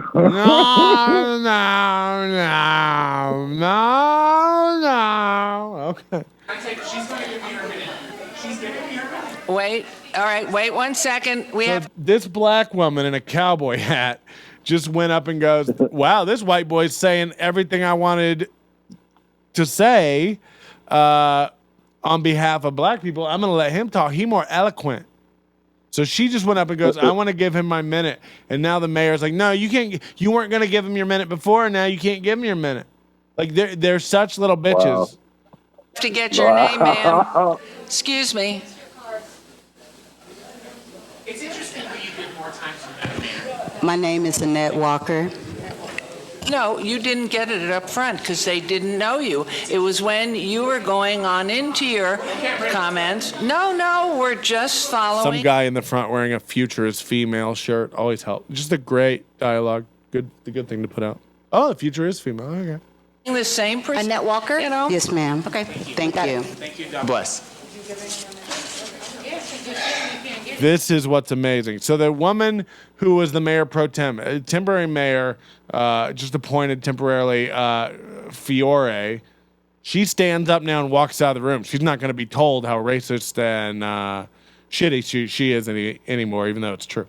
This is the same and your Michelle card, Fiore who, ma'am. in the middle Could you of a give your budgetary card here? crisis, Give your name so he can get your minute. That's 2 minutes for him. That's 2 minutes for him. Handle it. she's walking out. That's awesome. There she goes. Teresa No, no, no, no. Come on. No, no,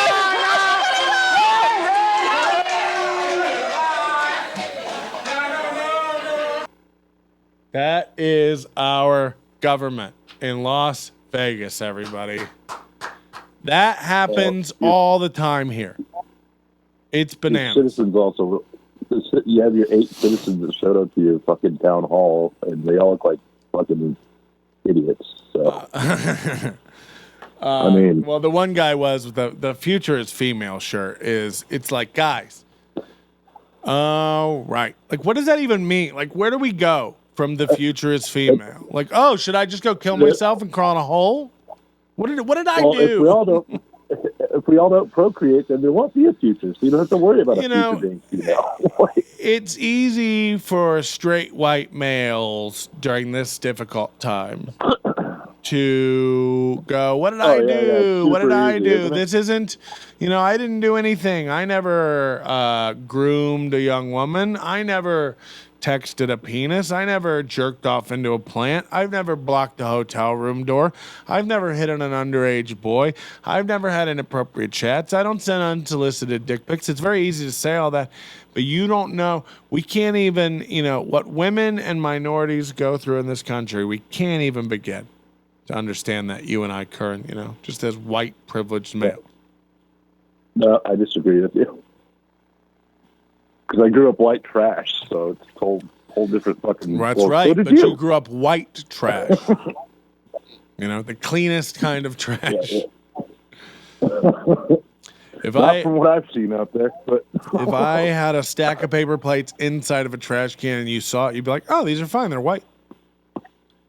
You know, if they had barbecue but sauce, they'd be covered in cheese and ants, and barbecue sauce, right? Well, that's and how ranch. even my real plates are like that. But yeah, Mayonnaise. I think to end today's show, we're gonna have to do a little bit of sensitivity training. And I think you're the right guy to have on while I do it, because there's no one I know more ignorant, juvenile, Better words. lacking Better words than that. lacking empathy. Okay, that's fair. You know, you have no perspective. You have no ability to. Patrick, you've been sitting inside for fucking months. I've been out in the world. How do I have lack perspective? I'm actually out there with real people in the world. You're out when you're out in You're the world. sitting in a room losing your mind over coronavirus. Well, you can ask me a question, or you can let me explain. When you're out in the world, you're having one singular experience. When I'm I am surrounded by screens. I have 17 screens in this room, and I'm watching everything happening on the planet, like a Minority Report in here. So I'm getting a 360 bird's eye view. You want to talk about viewpoints? You want to talk about perspective? I've got it all. You're the one sitting out there having a beer with other racists who you're friends with. So, you know. Yeah, all races I'm friends with, yeah. Racists. Oh, yeah, no, that's not true. The way to get perspective is to close your eyes, go inside, and then find a new way out. That's what I say. We're gonna get a race lesson from our good buddy. I don't know if he's in the chat right now. Hold on one second. Let's see who's in this chat room. I was doing Moody's deal? Yeah. I haven't watched this yet. Oh, good. Oh, good. Well, our buddy Moody has put out a video called "What Racism Feels Like," and we've got to start taking this seriously, because I think he's going to tell. Did he really say he's been out in the world, or did Twitch glitch? Curran, your ankle has been broken for a year. When were you out in the world? I've been back the last. These are all true statements. To be fair, 7 months I was off. For people who don't know, and this is of course coming from a strictly American perspective. Now, Moody is a Kiwi. He lives in New Zealand. He is Iraqi in descent. So, lock up your wives, lock up your wives. But looks pretty white to me. He gets a lot. He does this thing where he's like, I've dealt with racism. It's like you look white and you speak with a Kiwi accent. To an American, I'm sorry, you're a white. You're a white. Yeah. But apparently over there he gets it a lot. And let's just hear about one boy's experience, because I think this will help you get some real sense. Hey, just quickly before the video starts, I wanted to give a bit of context around it, because it just sort of jumps right in and starts immediately. So during my last stream, one of my viewers said that, super nice guy, but he said that he didn't believe that organizations, companies, or people should be politicizing things such as Black Lives Matter, and sort of just stick to their own business or field or domain. Now, this is a thing a lot of people are saying. I kind of agree with it. I hate the fact that when I log on to Hulu or Netflix now, it's given me films starring black actors, like strong black female leads. It's not, again, this is coming from a white perspective. So I might be wrong here, but you tell me. Here's the thing. I log on to Uber Eats the other day just to chat with Roy. That's how we talked. And I log on to Uber Eats. I was going to order something. And when I logged on, it popped up immediately. What? How's this so blurred? It's crazy. It popped up immediately, and it goes, click here to support Black-owned restaurants. Okay? Click here to support. Thank you for the Twitch Prime subscription. Get a subscription, get an onion icon. That's what I say, subscribe to the channel. Love that stuff. That was OUME10. Thank you for the subscribe. I really pay attention to that stuff. That's where we get all our money. It isn't. Can you imagine? Twitch. Okay, so I log on to Uber Eats. It tells me support these Black restaurants. I click it. I get a list of restaurants that are owned by African American people. Now, feels good. Feels right. Oh, okay. If you did that with any other race, it would be, if I logged on and it said, and I'm not going white because that's the obvious one. Let's say I log on, it was like, click here to support Koreans. Click here to support, people from Bangladesh, Bangladeshi bodegas, whatever. Click here. Now you're going like, oh, that'd be weird, but okay. Okay, so imagine during concentration camps, rounding up Japanese people in the U.S. and putting them in camps. Right. Now imagine that was like current day and Uber Eats was out and you log on like, hey, this is wrong what the government's doing, like support Japanese restaurants. It'd be the same type of deal. Okay. Now take out anything political or going on in the world. Let's take out Black Lives Matters or the Koreans or whatever. But imagine logging on to the Uber Eats app and just in the filter, how you can go in and say, I want pizza or I want burgers. Imagine just being able to go, show me restaurants not owned by Jews. There'd be two. Cuckoo. That'd be a little nuts, right? So you're going like, Patrick, well, that's ridiculous. Okay, but hear me out. By showing me all the restaurants that are owned by Black people, I would argue that you're showing me all the restaurants that are owned by non-Black people. And if you're going to start categorizing, it's like the app that shows you like how busy the parks are in New York City. It's like, well, that's great for pedophiles.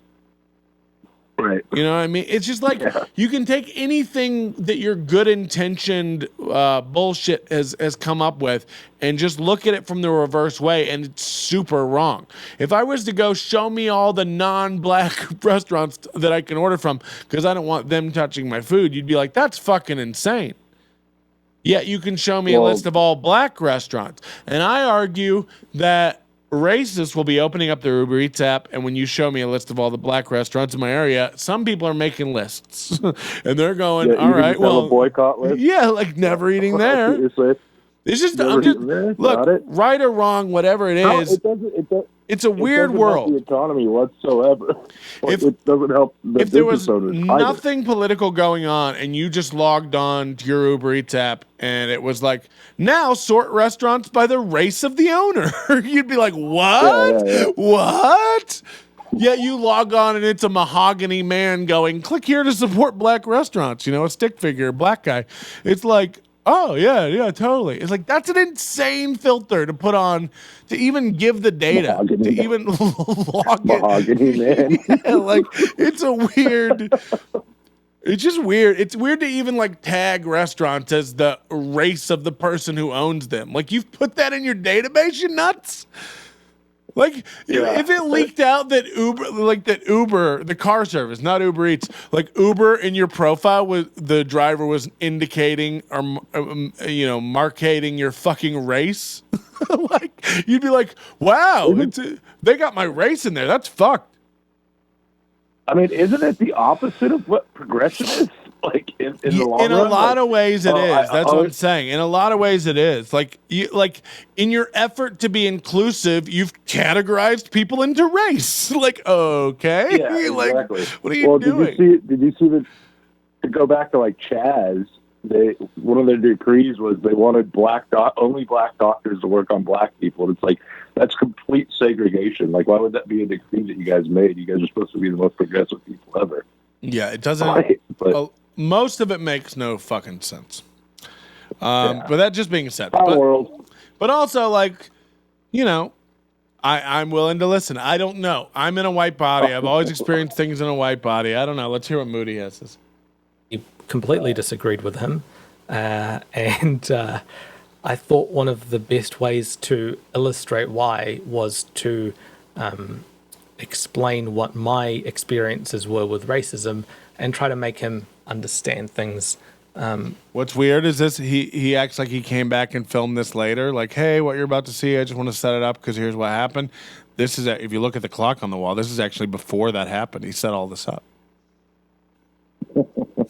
There's no clock. Stop looking. Through that way. I know. So this is where this video starts. Here we go. Thanks for watching. I've had... Cool to see any films in a steam room. I mean, I've been pretty open. It's not a secret that I... It's the same room Dalia filmed that clip in earlier with the wood panel. I was born in Iraq. My family's from Mosul, which is actually one of the places that was taken over by ISIS. But we moved to Baghdad, and that's where I was born. That's where I'm from. So my name is very obviously Iraqi. Saddam Hussein Mohammed Muhammad. My birthplace is Baghdad. So every time I'm in an airport, I'm highly suspicious, especially if I've got facial hair. People are like, security always pick me out from a crowd and ask to search my belongings. Are highly suspicious of where I'm from. Don't believe that I'm from New Zealand, even though I have this accent. Like, come on. and it's just generally I'm a lighthearted person. I make jokes a lot of the time, and I try not to take things too seriously. That's true. But he is. Look, Moody weighs as much as a hummingbird. He's very light-hearted. But I will say this: already caught him in his first lie. His first fucking lie. Because, we went to Mexico, and it was me, Chip, Chris, and Moody, and we go back through the border to get back into the United States, and Moody's like, oh, here we go. I'm doing Chip's voice, but not Moody's, but he's like, it's going to be a problem because of my name and my passport, and it's going to be this whole thing. It wasn't an issue at all. We all got in fine. Now, he'll say that's because I was escorted by 2 whites. But, it's funny how there's never any white people to see around to see a black man get injured unless it was taped. No, I'm kidding. But, of course, he says every time he's in an airport, he gets this. Now, I don't know. I don't think him and I have ever flown anywhere together, so I can't verify this. I have been in the Auckland airport with him, and nobody tackled him, so, What? I'm completely different. I cannot make jokes. I don't look at people differently. I'm just a good, boring citizen that is going about my day. If a person in a point of authority, that means people like the TSA, any sort of police officer, anyone that has any sort of badge or looks official, I address them as sir or ma'am, or I start all my sentences with I'm sorry. Actually. And I try to just be as absolutely submissive as possible. Yeah, cocked. I try to be as absolutely submissive as possible. So it's not his fault. And I'm making fun of this, but Moody's my friend. This is just a serious thing. I love Moody. He's fucking hilarious. The reason of that is because I don't want to alert anyone or make them suspicious of me being as a threat, because I know that they perceive me as a threat a lot of the time just because of the way I look. It is horrible. Yeah, hold on. I hate being in airports because of that. And I love Patrick. Yeah. So there is something that people do. And the first time I ever witnessed this was when my buddy got pulled over when we were 16. Or he had a cop behind him. We didn't even get pulled over. He saw a cop behind him and he started panicking and driving super fucking irrationally, like slow and safe and extra safe and acting weird. I'm like, dude, you're fucking acting suspicious. Right. Well, you could just be yourself too. I mean, that's what most people do when they go through airports, is just be yourself. You don't have to be You super don't. cordial. You don't have That's to do the any of that shit. point. That's what You know you what? get to do because you're white. He doesn't get to do that. That's the whole point of this video. Oh, okay. You wouldn't fucking know what it's like. Oh, just do what you do. Just go where you want to go. Yeah. Real easy for you to say, fat white boy. Fair, okay, fair assessment. I think it's bullshit, but all right. But the airport's part of it. Moody would really definitely sucked. not be seen as white in Europe. Yeah. That's what I'm saying. Like, to an American, this is a white dude who's Australian, by the way. We don't even. I've had some pretty, I've had experiences where that is derogatory, and have seen that, I would rip them in your butthole. But you don't see it, Barney. You wouldn't see it because I don't let it happen. Right. Because it's imaginary. Racism is like leprechauns. Does it even happen? No, I'm kidding. Is when it does happen, if I stand up to them, I miss my flight. I get taken to the side by security. They search through all my belongings. They ask me Has this ever happened where he's missed the flight? He's saying? Well, Look, these are his he's saying experiences. that- You don't tell him what's real and what's not. Okay. You know, you can't discount someone's what they're saying is their experiences. You know, we have to. Everybody's better. He's saying if. It's if then. I mean, it's a whole different thing, but all right. If else, if then else. Yeah, if else. Just becomes it's a whole thing. The best and easiest way forward for me is to not make a ruckus. So you would never see or It's just a think general good life policy. that there's anything happening there on the surface because I can't let it. So I'm just on high alert absolutely all the time. You'll be surprised what people see. You'll be surprised what people don't see. Wow. It's just, there's ways that people talk to me that is, they're saying just the right things, but you feel like a guttural feel that this person hates you through a reason that you can't, it's not for anything you did, but they just hate you on a level that is, it's a guttural feeling. There is weird. racism I've definitely met people who are just like even you, Curran, as racist as you are, you've known a cool black person before. No, I love everybody that's cool. If you're fucking an asshole, then I don't like you. I don't care what color you are. You know people who won't even give some they literally will give no one a chance. They literally go he's black, man. I don't fuck with the black shit. Oh, okay. I can't say that I know anybody like that. Oh, I do. I honestly can't. I do. Yeah. And We by have the way, different there's groups of no come on. You're in the circles with these maniacs. Yeah, we have racism happens, all but races and everything in our groups, it's man. a really bad feeling, and when you're a person of color, you recognize it. You know when people are being racist. You can feel it, and it's very fight or flight. So in airports, always flight. No pun. That was a joke, but yeah, no pun. I didn't mean it. See, he can't even take it seriously. Yeah. An airport always choose flight. But I felt that it's a parallel world for people of different. Very, very much. That's a really good way of explaining it. I do my best gaming, but I realized that the way I feel at an airport is how a lot of black people feel every day around cops, just walking on the street and stuff. And it's a horrible realization. It's a horrible thing to think that. I mean, I'm not sure if I'm explaining very well how I feel at airports because it sucks. I hate it. I'm holding my personality in. I'd be interested to ask Moody if he acts differently when he's with a white friend. If him and I were going to fly somewhere together and he went to the airport with me, would he still be all nervous and weird, or would he know that I have his back if any other whites come up? We'll do the secret handshake. Like, no, I do, but I'm interested in that dynamic because it has to change, right? He's never acted weird in public with me. I've never noticed him being out. And as a matter of fact, Moody and his bride to be and I went out to a Indian restaurant, okay, and we ordered food, and they asked us what spice level we want, which is what Indians do. And we all told them really spicy, like give us spicy. And they gave him spicier than me because he's a brown man. I got discriminated against. Now, people don't see this, They thought I couldn't handle that's your white privilege, dude. That's your your fucking white privilege. So you don't complain about that. You don't know what it's like to be on Moody's side of it. Oh, yeah. Where he gets the spice he likes. Sorry, back to the segment.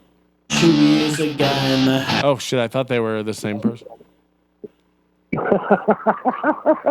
All look alike to me. Okay. Alert, I'm nervous, and I can't show that I'm nervous, and it's not a nice feeling. But if that's how people are feeling all the time, because they think that if someone suspects them of carrying a weapon, or someone suspects them of any crime, they could end up being shot or killed. Like, the worst that'll happen for me is they'll delay me on a plane. They'll delay me. I'll miss my flight, and the whole thing gets sorted out by the New Zealand embassy. Like, that, I'll be fine. It'll just be really inconvenient. Brag and that sucks more for me. But like, to think that the worst outcome is to be killed is like absolutely hard. Like, absolutely hard. Like, I can't even, like, it really hurts me when I... This is like when you tell a child that they're going to die. Like, everybody dies. Like, I'll die one day, you'll die one day. He's just like, I can't eat. Wow. Like, that is heavy. Like, yeah. I remember going through puberty and being sad about that. Everyone you will know will die. Oh. Even Dad? Like, remember when you were told Even that? Dad. Yeah. When I think of that. And I used to think my dad was like the strongest person in the world because of how hard he hit me. And to see cancer come along and take him out. And that's why Roy's like, oh, you don't understand the virus. I'm like, I've seen invisible things kill men. Not that cancer's invisible, but I don't have that kind of a microscope. And I don't think anyone should live their lives that way. It's not a... it's not... It really sucks. And I don't think anyone should feel that way. And if they... Patrick, this dude's an oven dodger. What's an oven dodger? What's an oven dodger?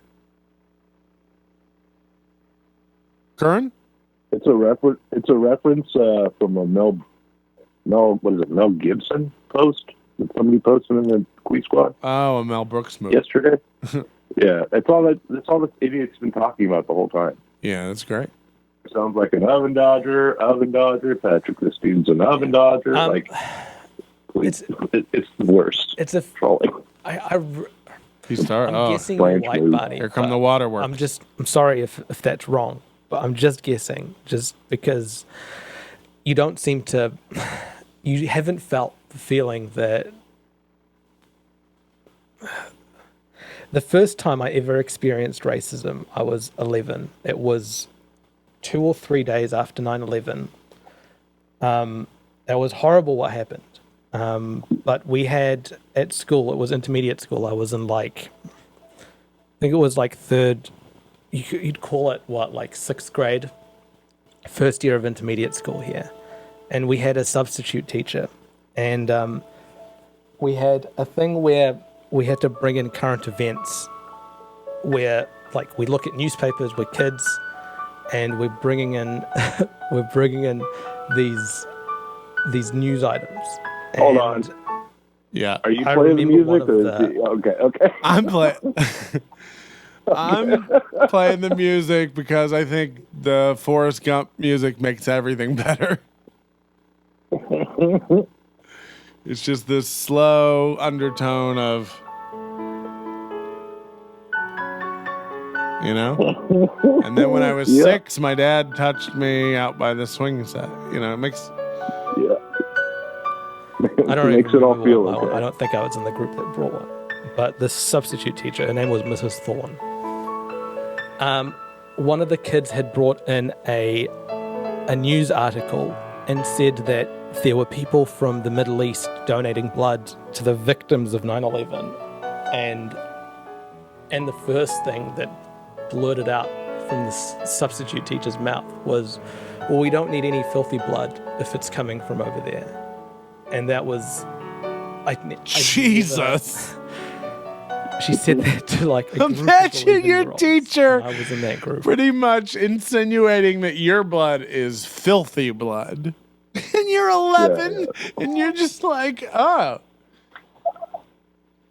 You should have raised your hand and been like, is it because my mom has hepatitis? Yeah.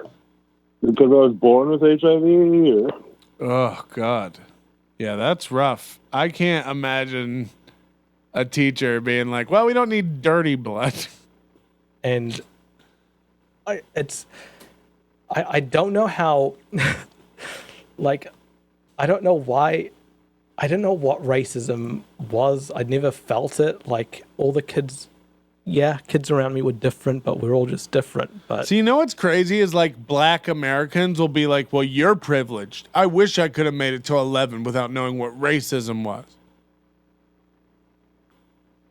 Because I feel like black kids here get it, minorities here get teased way younger. Everybody gets teased way younger. Fat kids, ugly kids, even kids. Yeah, I on was gonna bikes. say I grew up fat. Yeah, you got to learn to be funny, or fucking you're gonna cry a lot, and you just learn to be funny. Make jokes, take jokes. Yeah, it's like that old Armor hot dog songs. Hot dogs, Armor, fat kids, skinny kids, even kids on bikes. Kids with 2 dads, even moms who are dykes. Just makes fun of everybody, but it lets you know that it's going to be fine because you all like hot dogs. So what I would say is go back in time and give your teacher a hot dog and bring everybody together over it, Yeah. No, I mean, back in the day, you used to give an apple to your teacher, Right. It should have been hot dogs. But you can't do that anymore because... well, then you're insinuating something in the second grade. If you give your teacher a hot dog, then that means you got to go to the principal's office. All the school lunchrooms in America now only allow transgendered fruit. Yeah. So it's not allowed to have seeds. It's got to be. Seedless watermelon is transgendered. That's what transgender fruit is. It's been genetically modified to remove its sex organ. And that's how science works. And then, of course, once people started seeing the watermelon being, transgendered, they were like, oh, I can do it too. I remember it felt wrong. It felt not right. It felt really unfair. I ended up going and telling the principal, and I mean, you can tell I'm crying a bit here. It's I never thought I'd be someone that cries on camera, especially while Geo guesses the category. I only cry when I'm on that. And I remember I went to the principal's office and I told them what was happening, and they said, I need you to write this down. And I don't remember what I wrote, but I remember as I'm writing it, tears were falling on the paper and making the ink sort of grow on the page. I didn't know. Yeah, I forgot about that. That's fun. When you take a pen that has ink that'll leak out and it'll just grow the dot. That's fun. You never do that as an adult. Yeah, no one uses ink pens anymore. No one writes cursive anymore. I do. Do you know the other day somebody on the phone told me, hey, do you have a pen? First of all, look at how this is frozen. Do you ever Somebody asked me on the phone, like, "Oh, do you have a pen to write this down?" And I laughed audibly. I was like, "Who has pens?" You know, I was like, "Text it to me." People that have to go outside and work. Yeah, normal. What are you people in writing society. down? What are you writing down throughout the day? What do you need to jot notes on? I need signatures on every invoice for everything I deliver, and just circle everything that's on the pallet. I would just fudge it. Well, it's not doing your job. Like I'm 11 and I didn't know what that. I didn't know what that feeling was, but it just felt really wrong, and I don't think. I just Should have don't gone to think the anyone should school ever nurse feel to have her replace But your then you dirty don't blood. get, like the chance of getting killed on top of that is just, oh man, like, oh, I'm sorry. It's just, yeah. Even you would admit, like, I can't imagine to be black right now. It'd be terrifying. Like, Yeah, it wouldn't be good. Police are out gotta there be tough. just stomping motherfuckers. Like, you can't. Whew. Well, they're not anymore. They're pretty quick into all that shit. George Floyd, I think, was the last one to go. There's a couple in the protests, but You gotta wait. not blacks. You It's gotta definitely all white. see the end of this video because it's all just a joke.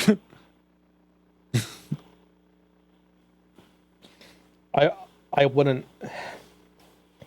That's not something I'd wish on anyone. Like, it's so unfair that there's people that feel that way. You know what it is too? I think a lot of this is about Chip Chris. Well, Because Chip I mean, Chris he is was a giant man. Chip Chris was very mean to Moody. And a lot of it I think was race based.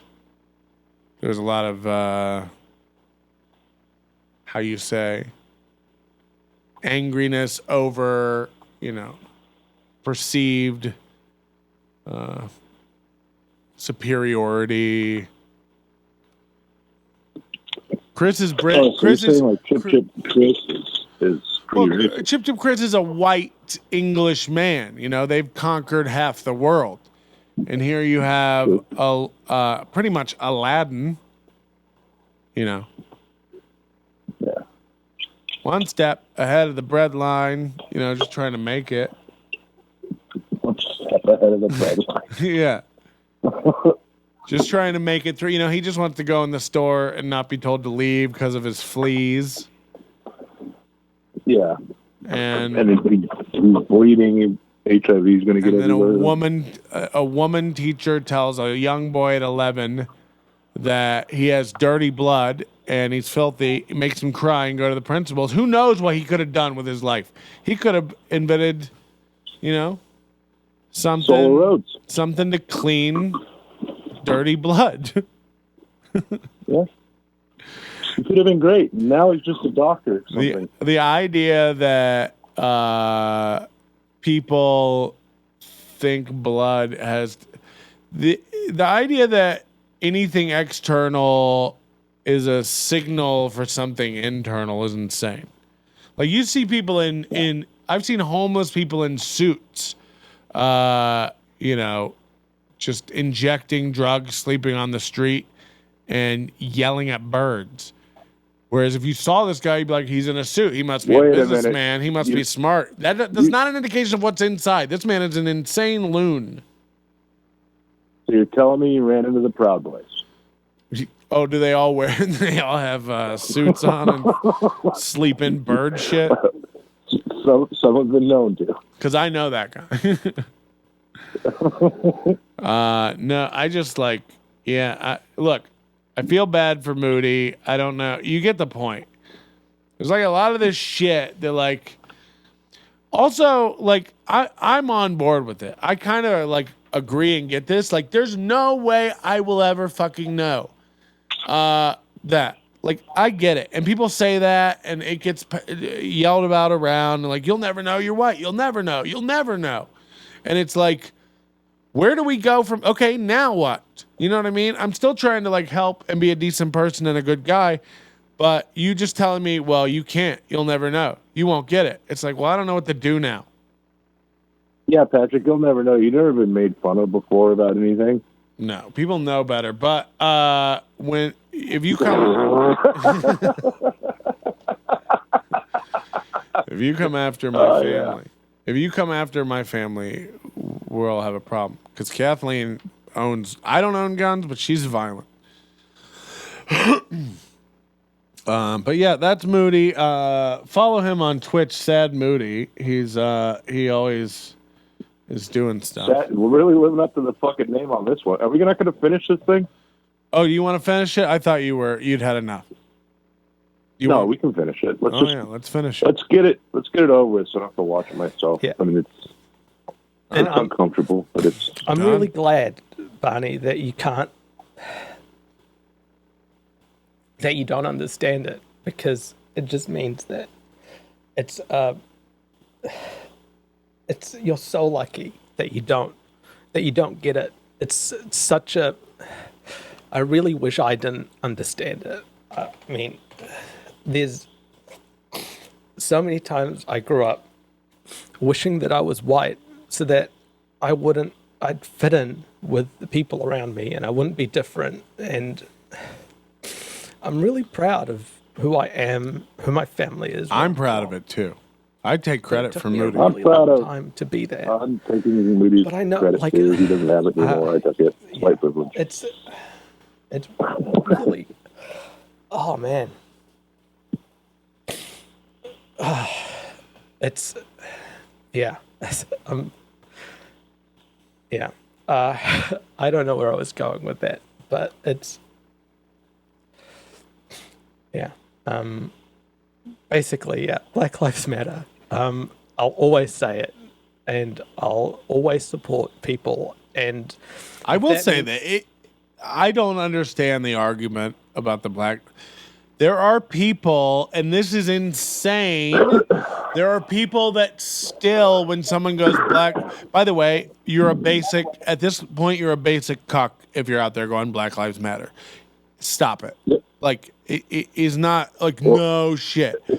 But it's a movement started by two lesbian ladies, by the way. Well, who cares? But, everything's started by somebody.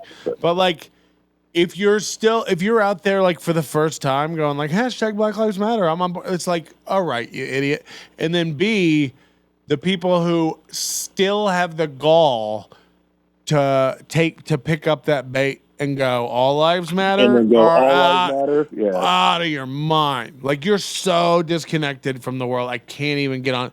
Like, the fact that you think that's still a good idea to pop up and go, all lives matter. It's like, okay. You're just like, you're the most tone deaf motherfucker. Like, who cares? And also don't come back to me with like, how can all lives matter if black lives don't matter? It's like, we need to stop this. This is the equivalent of correcting someone's spelling on a forum. Like, shut up. Did you see that Bubba Wallace thing? No, who's Bubba Wallace? He's this is the NASCAR driver who said, if I can't have the Confederate flag, I'm quitting. And then NASCAR tweeted, we don't even know who you are. No, it's quite the opposite. They're banning the Confederate flag for him, and then he said a noose was found in his shop. Oh. No, there was the other NASCAR driver who tweeted like, there's only one black one, so we can't be missing on this. No, this is not a black driver. This is a white driver who wrote, I'm not going to do any more NASCAR events if you're taking away our freedom to fly Confederate flag. And NASCAR wrote back, like, we had to look up who you are, so you won't be missed. Yeah. Like, whoever runs the NASCAR Twitter. Because, it's just like professional golf. Like, there's Tiger Woods, and then there's 100 guys you've never heard of who eke out a living, Happy Gilmore style on the tour. And that's what this guy was, and he wrote that. And then to have it'd be like if I had a Netflix special, and then I tweeted like, "Hey Netflix, if you're going to support black people, take my special down." And they were like, "We had to Google you to even see if we had a special." Like, they weren't even aware that they had a special up for me. Right, exactly. Like, that's so fucked. I thought it was good. I don't know who Bubba Wallace is, but I wish him all the luck. To get back to the thing that was supposed to be a news, you ever go to a garage and they have roll-up doors? Yeah, all the time. I Yeah, actually well, had every they door. usually- I had every door in my there's- house replaced there's with a roll-up door. Okay, well, you know you have the rope that you grab because it's too high to get. You know, you're tall. To so pull I'm it sure they're down. You're 9-foot talking about doors. like a storage Yeah, unit, yeah. like a storage unit door, like the rope. Exactly. Yeah. The rope. The rope was the noose that was supposedly found. So he basically Jesse Smollett his way through the noose, and the news doesn't go back and fix any of it. They still call it a noose. It's literally the rope handle to pull the door down. Why did he say it was a noose? What? Because he's black and he's doing a Jesse Smollett fucking BLM. It's the time he's right. Hold on. And the news is all about that shit right now. He's got a car. He races in NASCAR. He's got a car. He's got a garage. Yeah. It's a new garage he was supposed to be moving to. Okay, that was my question. Because if this is a garage he's been in for 3 months, you can't just look around and go, I never noticed that noose. Yeah, exactly. But that was it made headlines everywhere. If you look for it, it'll pop up, and it's none of it's redacted. None of if the FBI did an investigation, Yeah, and it turns out it's just the rope on the roll-up door. I believe it. Insane. What the fuck are we doing? What the fuck are we doing with our time? Well, it's like when they This is do what we're doing with our time in 2020. because everything is about feelings and how it feels good to get people now. It feels good to get people. It feels good to be. And I think, honestly, most of it now, because we're so getting everyone, most of the good feeling about getting someone is relief that it's not us. It's relief that nobody's getting us. It's like, oh, we're getting this guy. I'll jump in and get this guy because at least it's not me. And it's like, it's a dangerous fucking road because no one will believe anything anymore if you're going to make a big deal about everything. It's like when I hate to go back 4 years. The boy who cried wolf. Well, it's grab him by the pussy all over again. Yeah. And it goes back to what I said at the beginning of the show. We've lost the ability to tell the difference between thinking something, saying something, jokingly saying something, and doing something. All those things now, all those are the same thing now. So if you say something, you might as well have done it.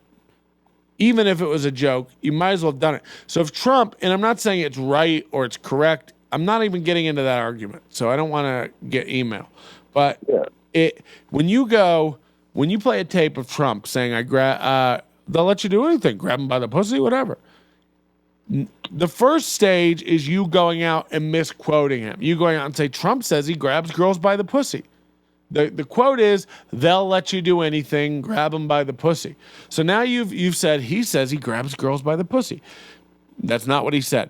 Then it translates into after a year or so, we're all running around and people are freely and openly saying now, Trump grabbed girls by the pussy. It's like, I haven't heard one girl come forward and say, Trump grabbed me by the pussy. This is a man trying to look cool in front of Billy Bush, as if that's possible, because he's a dreamboat. And you say some dumb shit, and now it gets translated. This is the equivalent of like when you get fired from your job going like, I'll fucking burn that place down. Fuck those guys. And then next week it burns down and they come after you. And it's like, anybody who gets fired wrongfully or angrily is going to be pissed off and say some shit. But you might as well do it. You might as well burn things down. If you're going to say something, you might as well fucking do it because you'll be hung for it like you did it. It's a weird world. Trump 2020, y'all. Fuck it. Are you voting? Are you voting? Yeah, I will. And you're going to vote for Trump? What other option is there? You got that or a puppet? Sleepy Joe? Can barely talk and have a conversation. Sleepy Joe Biden? Sleepy Joe Biden. What's wrong with him? He runs the world. Oh, dude. Yeah, he does horrible things to horrible people and to kids. Mostly women and children. Yeah. We're still not finishing this Moody thing, huh? No, I've deleted it. I filed a copyright claim on YouTube against it. Okay. All I wrote was this guy needs to check his privilege. I don't even know what that means anymore when people tell you that. Check your privilege. Yeah, it's still there. That old bit. Okay, Steve Curran, thank you so much for hanging out. We're gonna do buddy. We're gonna do a quarantine, maybe. You want to do a quarantine? Yeah. I don't know. Sometime we'll do another quarantine. Yeah, we'll do them sometime, maybe Friday. Yeah, let's do a quarantine Friday. Steve Curran, everybody. Thanks for calling in, buddy. All right. Love you, buddy. Talk to you later. Bye. Bye. If you're watching us live on all the streams and things, you will see that we've worked on our Twitch channel a little bit. We've got all the things in the frame around here. So click on that. Do a follow. Do a subscribe. How do you do a follow? It's right here. If you're I think. I don't know how it lines up. It's right here. You can click follow, or you can do the sub. And you can click that and support us on the Twitch. We've got the emotes. We've got our got 'em emote for our tier 1s. And we've got a ranch, a bottle of ranch for our tier 2 emote. And our tier 3 emote is our Jewel Gang. Jewel Gang, Jewel Gang, Jewel Gang. Joyless July coming up. Follow that. I've got about 5 new things I'm putting out on the Overdose this week. Some lost stuff that never got put up from about a year ago. You're going to want to check it out. NobodyLikesOnions.com/overdose. $10 a month.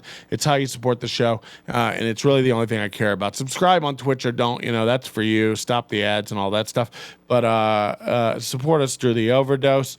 Instagram, NL Onions, Facebook, join the group, like the page. And, the Overdose sale. We are doing a sale on Overdose because, we had a lot of time off. We didn't put out content. Fair enough. How about I give you the 3 months free, $75 for a year of Overdose, only until the end of the month, till June 30th, $75 for a year of Overdose, usually $100 for a year, or it's $10 a month. You can get this, NobodyLikesOnions.com/overdose. Join up, see what the kids are saying. Everybody's into it. And yeah, Twitch stuff, whatever. Follow us on Twitch, Nobody Likes Onions. We changed the name on Twitch from NLO Live to Nobody Likes Onions. So adjust your settings for that. What else? Working on some new apps, iOS app and Android app. So that'll be coming as well. And some other stuff. We're going to be doing more shows. Sign up for notifications. You can easily get a notification from Twitch if you follow us on Twitch and turn on notifications. Notifications are also available on our website through your browser or your Android device. Go to NobodyLikesOnions.com on any browser but Safari, because fuck them. And you'll get a prompt to get notifications. And those will be show notifications soon as well. Right now, it's other notifications. All this is going to come together. You'll get notifications. Never miss a live show. Never miss a beat. Get on the Overdose. Get the stuff. Be a friend. Thank you for hanging out. Tell a friend and have a nice cry. Thank you so much for being here. Enjoy the rest of your afternoons. What should we play for a song while we leave here, everybody? Hot dog. I'm at hot dog. What kind of kids eat a man? Hot dog. Fat kids, sissy kids, kids that climb on rocks, tough kids, skinny kids, even kids with chicken pox. I love hot dogs. I'm hot dog. The dogs, kids, love her.